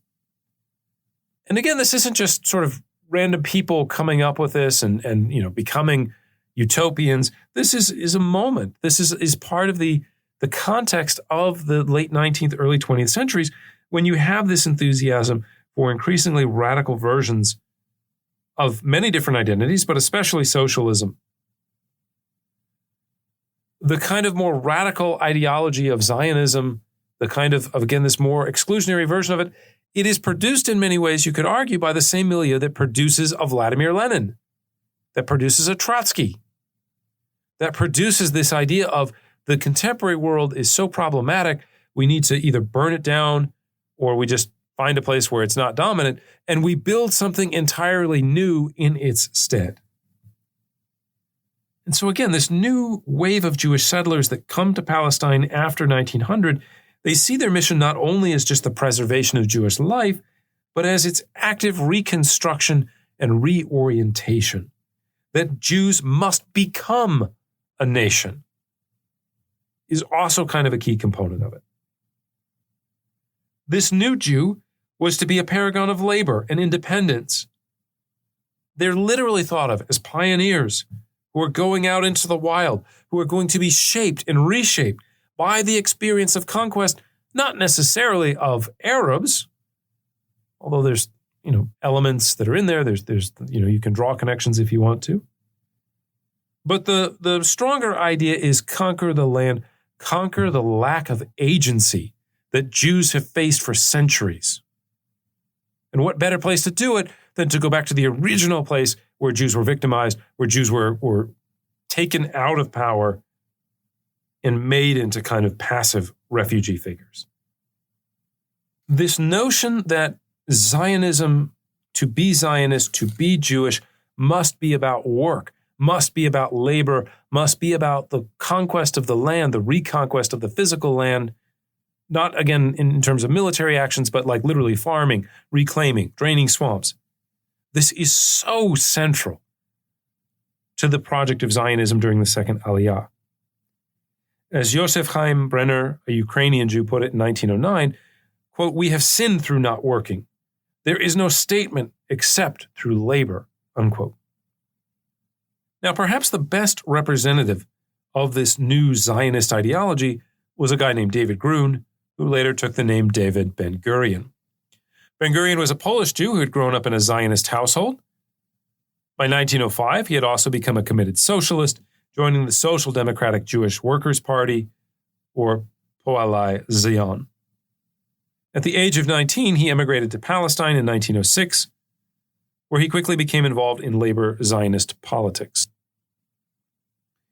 And even at this early stage, at a meeting of fellow revolutionaries in 1906 in Israel or in Palestine, he advocates for a politically independent Israel. He argues for the segregation of Jewish and Arab economies, not necessarily because he's anti-Arab, but because it's, again, this idea that Jews must become autonomous, they must gain agency, they need to have control and power over their own lives. And so the more that you're investing in Arab workers, the more dependent you are on Arab workers, the less independent you actually are. Obviously, in practice, it works out the same for the Arabs, but the motivation, I think, is worth just mentioning here. Another thing he argues for is the exclusive use of Hebrew, which we'll talk about in just a second. Now, again, it's worth noting that not all early Zionists agreed with this kind of zero-sum approach to relations with their Arab neighbors. Early meetings of even Poalai Zion feature heated debates about the need to include the Arab proletariat in the utopian project. And important intellectuals such as Aaron Gordon emphasized the need for Jewish migrants to avoid exploitation of the Arab population. They expressed the idea that the process of Zionist renewal had to include the elimination of all desire for political power. As Gordon wrote, our attitude toward them, meaning the Arabs, must be one of humanity, of moral courage which remains on the highest plane. Now, of course, there are stereotypes, as there are in every group. There are, other people who talk about a much more aggressive approach. But again, the point is that in this embryonic moment of Zionism, even during the second migration, the second Aliyah, there are still a number of people that want to see the construction of a multi-ethnic, or however you want to phrase it, a kind of an alliance, a place where both communities can live together and work together and coexist. Now, with this new kind of socialist Zionist ethos, a number of the members of the second wave of Jewish migrants that come to Palestine in the decade before World War I, they do not go like their predecessors to the cities. They instead focus explicitly on the idea of acquiring land for the purpose of agriculture. Agriculture is supposed to be, working the land is supposed to be one of the ways that we found the new ideal of the new Judaism, or the new kind of Jewish nationalism. To assist in this movement, European Zionists launched a number of initiatives to help them. An early example of this would be the formation of the Jewish Colonization Association of 1896, funded by Baron Maurice de Hirsch. In 1903, Baron Rothschild also helped set up the Anglo-Palestine Bank, which will grant cheap loans to Jewish merchants and farmers. New immigrants are given agricultural training to better prepare them for difficulty of life on the farm. A perhaps even more consequential step was the foundation in 1901 of a group called the Jewish National Fund, which is still with us today. In 1904, the Jewish National Fund introduced its famous little blue boxes. They're handed out, especially at synagogues. I remember we had one in our household as a kid. You just kind of put your loose change in it. And at least when I was growing up in the 1980s, my understanding was that money would be used to purchase trees and build kind of agriculture in the state of Israel. In 1908, funded in large part by these little blue boxes, the JNF launches an effort to start purchasing land in order to resettle Jewish families on. In 1908, as I mentioned, the organization opens basically its first office in Jaffa, and under the leadership of a 32-year-old German sociologist named Arthur Ruppin, the JNF began buying larger and larger amounts of land, which again were given to Jewish settlers. Now, unlike the early capitalist farms that were organized by Baron Rothschild, these new farms run by the JNF would feature exclusively Jewish labor. Right? The idea here, again, is about building Jewish nationalism, not necessarily about just having Jews survive in Palestine. And so as a result, the local Arab population begins to be shut out of the economic picture. In some cases, they will buy land that is owned by Arabs. We'll talk about this more in just a second. And once that land is purchased by the JNF, they will kick the local Arab or Palestinian farmers off of that land. In 1909, Rupin purchased land on the outskirts of Jaffa, which was a majority Arab city, and he wanted to build a kind of new Jewish quarter that some of these migrants could settle in. And this eventually evolved into the modern city of Tel Aviv. Kind of ironic. They built the city of Tel Aviv initially as a suburb of Jaffa. Today, Tel Aviv dominates Jaffa. Finally, to help make the small farms economically viable, a small group of farmers, led by a woman named Manya Shochat, persuaded the Rothschild Bank director of the local training farm at Segera to loan them money to start a collective farm that would be their own responsibility. In this farm, all property and resources were to be owned collectively by the group as a whole. All work was also supposed to be distributed evenly. Again, you're talking about the idea of pooling resources. You don't have room for separate kitchens for everybody. So instead, you're just going to make a communal kitchen. To make a long story short, despite the risky nature of this enterprise, the decision to pool resources proves to be massively successful. After a year and a half, they were able to repay the loan, and the community grew from 18 to 50 people. Now, eventually, they decide to abandon the farm. The point wasn't necessarily to make a permanent stake there, but the idea was to show that there was another model to agriculture, that instead of moving towards this kind of capitalist notion, and we need a big benefactor, we need investments, we need capital, instead of going that route, the idea was that you could open a farm, and by collectively pooling resources, you would be able to survive and prosper, and in the process, of course, again, build this new Jewish nationalism. This collective farm is today known as a kibbutz. And this was a socialist idea. This was taking some of the intellectual ideas that are out there, the conceptual ideas that are out there, and turning them into a reality, fusing against socialism and Zionism together. Now, another major challenge that we haven't talked about so much among Jews was the idea of forging a national sense of identity. We've seen in the Palestinian case, this was really hard. This was really complicated, especially, again, this what is Arab, what is Palestinian, how do we work that out? For Jews as well, though, forging the national community is not a given. These migrants are coming in, even though a lot of them are from Eastern Europe, they come from different backgrounds. Some are Russian, some are Polish, but you also have Jews coming in from other parts of the world, including Yemen. Culturally speaking, some of the Jews are Ashkenazi, tend to come from Eastern Europe, but some of them are Sephardic. Some of them would trace their ancestry back to medieval Spain.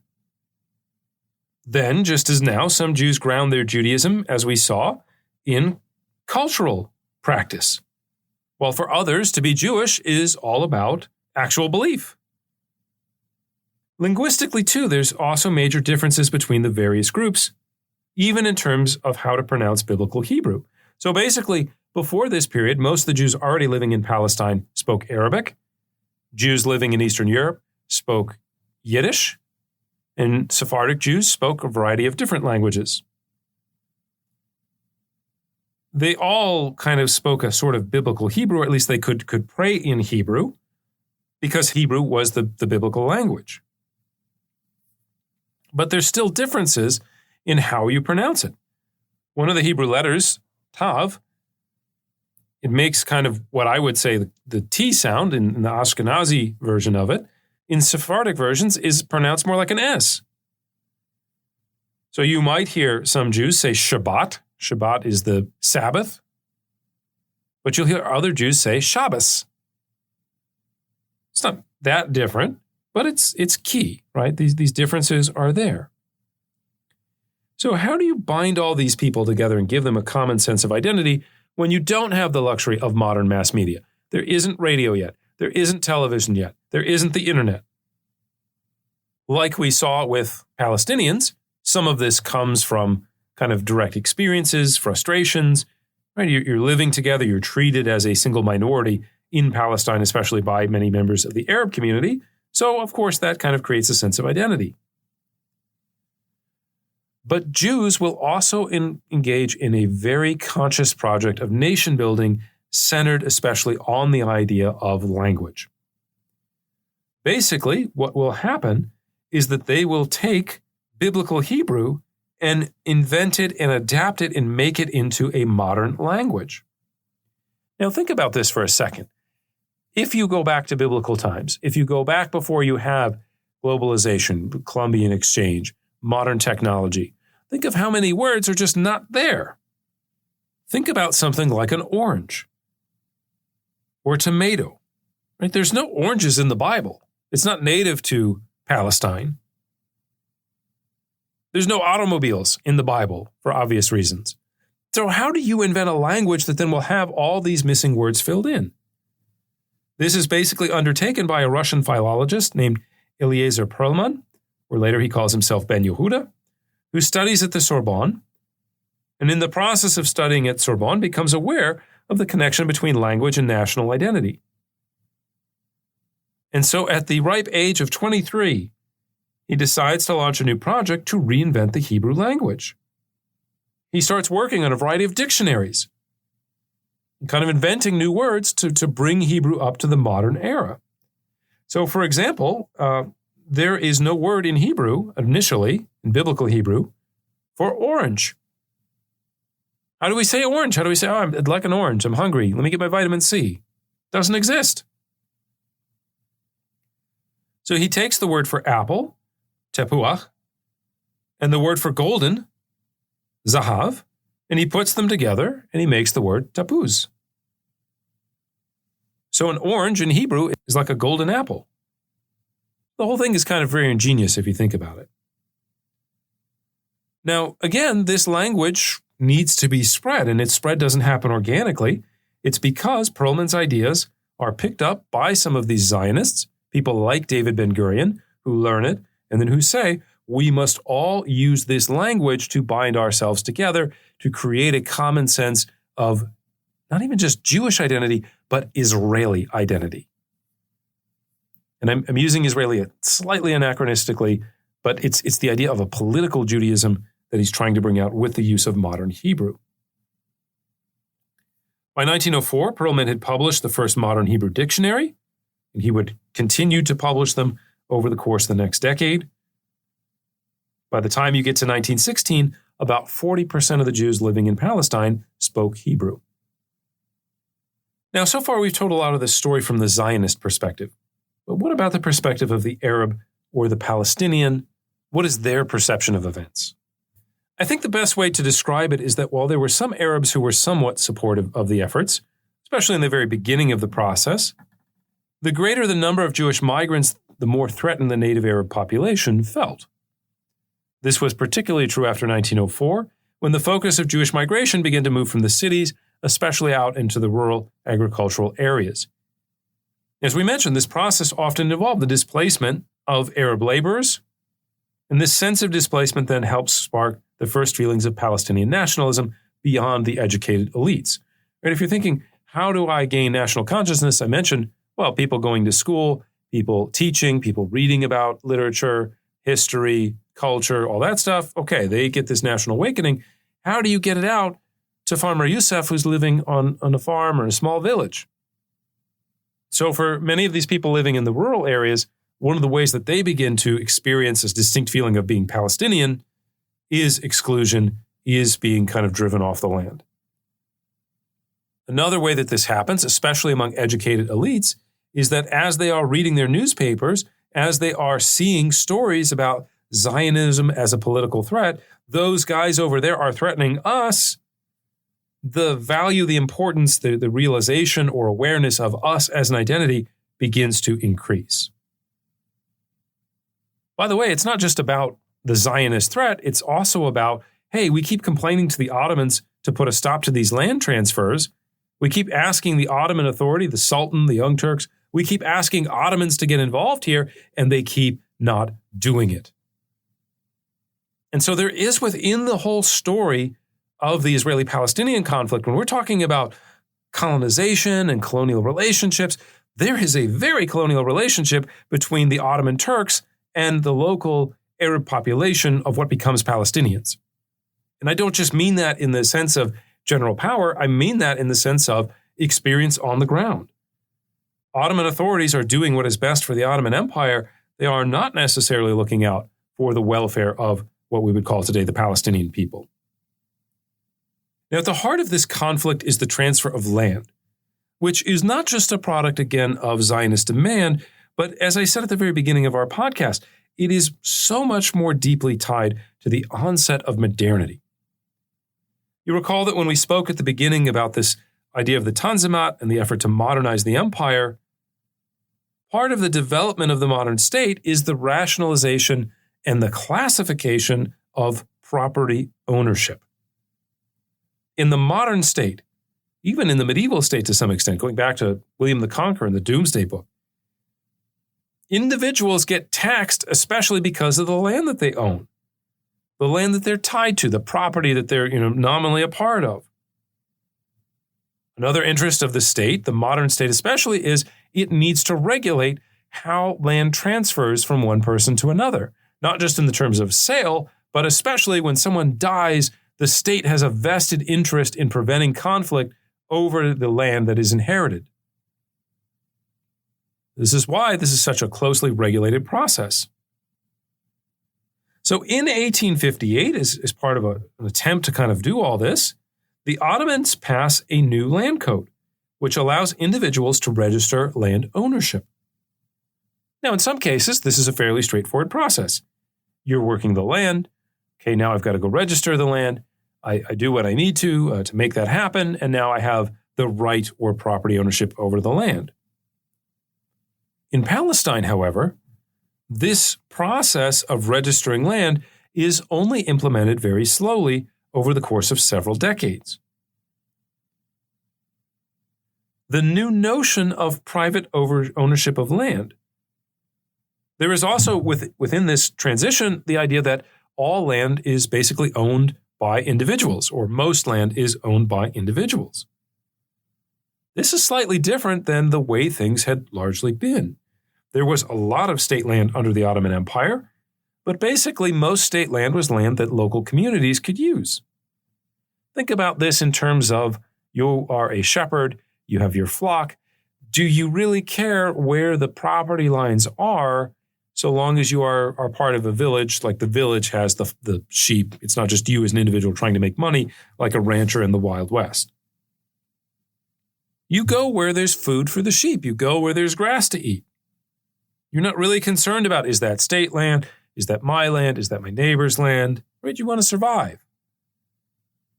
So as this process of land registration plays out, you have many of the people that are kind of on the ground working the land who are not familiar with modern bureaucratic processes, who are not particularly, paying attention to developments in Istanbul.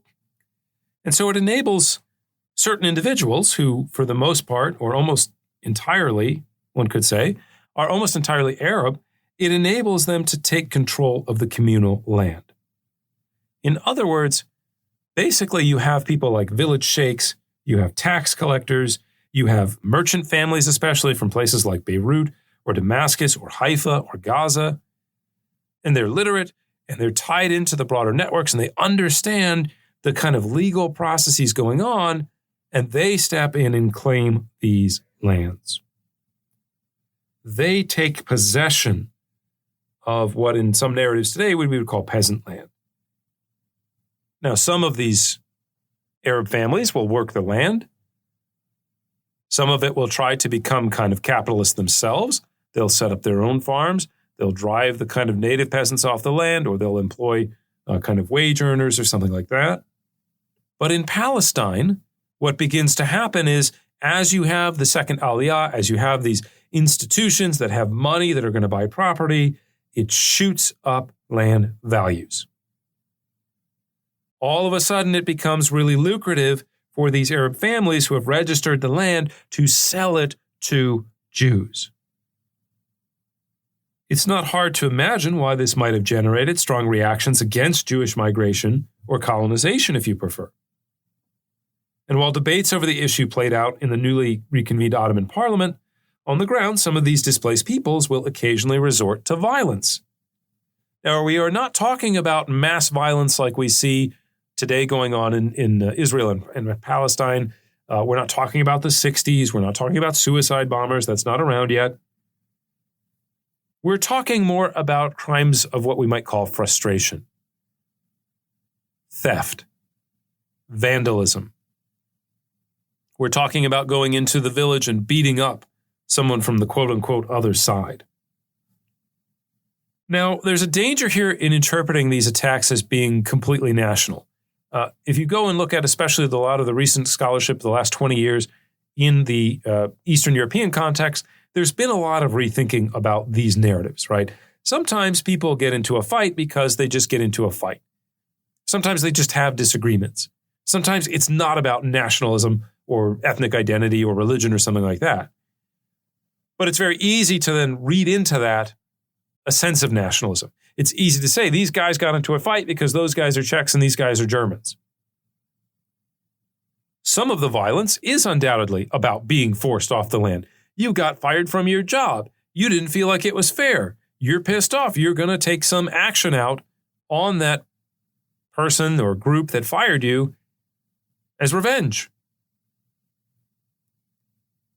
How much of that is about ethnic conflict versus how much of that is about economic conflict versus how much of this is about personal conflict?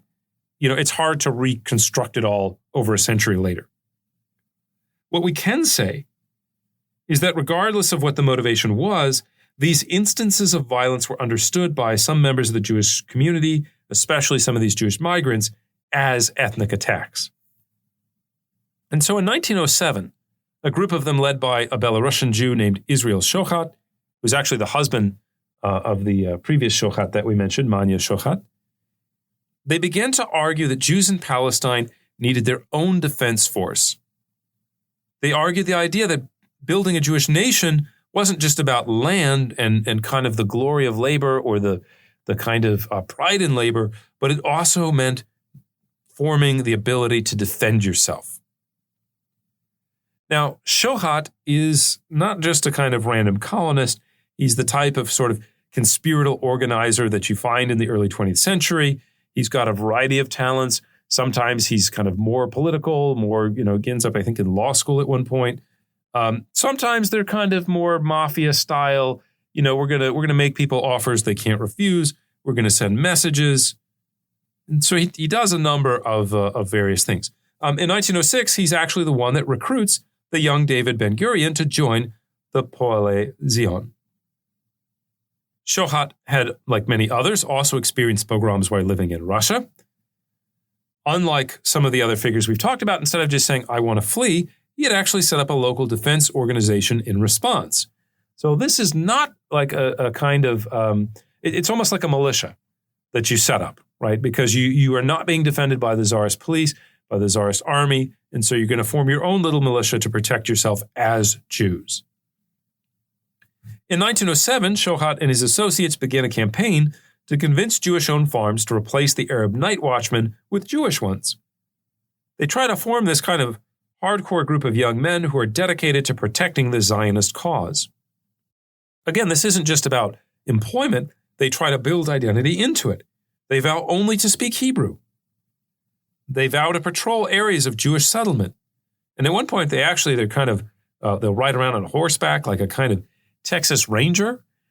They also adapt you've probably seen the headscarf that's associated with Palestinian national identity today. These guys in Bar Giora, which is the name of the organization that they set up, they actually use those. They ride around. They try to learn Arabic too so that they can interact with and kind of understand the local Arab population. Again, initially known as Bar Giora, the organization was rechristened in 1909 as HaShomer, which means the watchman. And by 1914, the group had about 100 members. Now, I've just referred to HaShomer as a defense organization, which is how a lot of the Zionist scholarship describes them. I also use the term militia, not about them, but about what Shochat is doing in Russia. You can also find people that refer to this as a paramilitary organization. HaShomer is not just a sense of the kind of neighborhood watch, if you will, of armed citizenry. right? This is more towards a kind of at least an organization. You want to call it paramilitary, you want to call it defense, doesn't matter. But it's a type of organization, again, where legality isn't necessarily what they're going for here. It's not meant to be purely passive, purely defensive. Shohat, in order to fund the organization, there are rumors that he sometimes will approach wealthy Jews at gunpoint and ask if they would like to make a donation to the cause. Later, HaShomer will also become a kind of vigilante group, right? There is a report, this guy got attacked in this town by Arabs. Okay, we're going to roll into the Arab village and we're going to attack the guy or guys, that we thought did it. There's going to be some kind of revenge. I wouldn't describe it as a gang, but there is a kind of element of a gang mentality to it a little bit, right? This idea of extra legal justice, of patrolling boundaries that aren't necessarily legal boundaries. They may be more like ethnic boundaries. Now, the formation of HaShomer was a watershed in two respects. First, as the sociologist Max Weber once remarked, successful states basically have a claim on a monopoly over the legitimate use of violence. When things go wrong in today's American society or Indian society or South African society, the idea is not that you go out and you avenge them yourself. You are not supposed to exact punishment on your neighbor for crimes that you believe that they have committed. Instead, the state is supposed to do that. The police can arrest them. The police can take away their property. The police can, you have capital punishment. HaShomer is not an Ottoman organization. It is not tied to or supposed to represent the broader political community of the inhabitants of Palestine. Rather, it is an organization that reflected and reinforced a separate notion of Jewish political identity among the Jews living in Palestine. In many ways, it is going to represent an institutional fissure within the Palestinian community or the peoples living again in the Palestinian lands. It is going to open up a gap between Jewish and Arab communities and make it harder for the two to work together. Second, it also led or participated in violence between the two communities, which of course then further drives them apart. Whether or not these various attacks, theft, vandalism, destruction of private property, whether or not that is actually about an ethnic conflict, because it gets reported or understood as such by so many people, it furthers the disintegration of relations between the two communities. Let me give you a specific example of where we see this taking place, which was what's called the Al-Fula affair, which happens around 1910. The basic backstory to this is the sale of part of the Jezreel Valley, which is one of the most fertile tracts of land in all of Ottoman Palestine. I mentioned that a lot of the land that Jews are buying as part of the first and also a little bit the second Aliyah, most of it tends to not be that productive. That's not the case with this territory in the Jezreel Valley. Now, the territory is being sold by a group named the Sursuk family, who are Greek Christians who happen to live in Lebanon. So they're not selling their own personal land that they're on all the time. They're selling land that other Arabs are working on. And this isn't like ancestral land. This isn't like, the home of the Sursuk family. They'd lived there for generations, and so they just decided to get rid of it. It is a family that is very involved in purchasing land, registering land, taking land. This particular amount of land was not registered. It was actually purchased from the Ottoman government in 1872. It is also, some would argue, massively undervalued by the Ottoman government. It is perhaps a sweetheart deal. It is a little bit of buying it kind of cheap on the DL. And then you're going to sell it a couple decades later and make massive amounts of money. So in 1910, Elias Sursuk sells a portion of this land to the Jewish National Fund with the explicit understanding that the resident Arab population is going to be kicked off the land so that it can be resettled with Jewish migrants. The peasants, however, refuse to leave. And they, in turn, were able to get local authorities to try to intervene to protect them. Now, there's also the presence of a Saladin-era castle on the land. So the conditions are here, especially in 1910, especially after you have the Young Turk Revolution and there's more kind of room for or tolerance of political discussion. Right? This is an issue that is going to go viral. Some of you may remember the Standing Rock protests a couple of years ago, right, in the sense of the native people are being kicked off the land, they're being exploited. There's some similarities here, maybe, to that. And so what happens? Well, first of all, you have a conflict between the local kind of Arab officials and the Ottoman state, which is all for the sale of this, which doesn't want any problems, which doesn't want, revolts and revolution, all that kind of stuff. So the Ottomans just want this to go away, or the Young Turks more specifically. So who is it that's going to come in and kick these guys off the land? It is actually Hashomer. Now, the battle over the valley and the Sursuk's right to sell the land versus those of its inhabitants basically continues into the Mandate period. But fissures between the communities widened, badly damaging prospects for future cohabitation.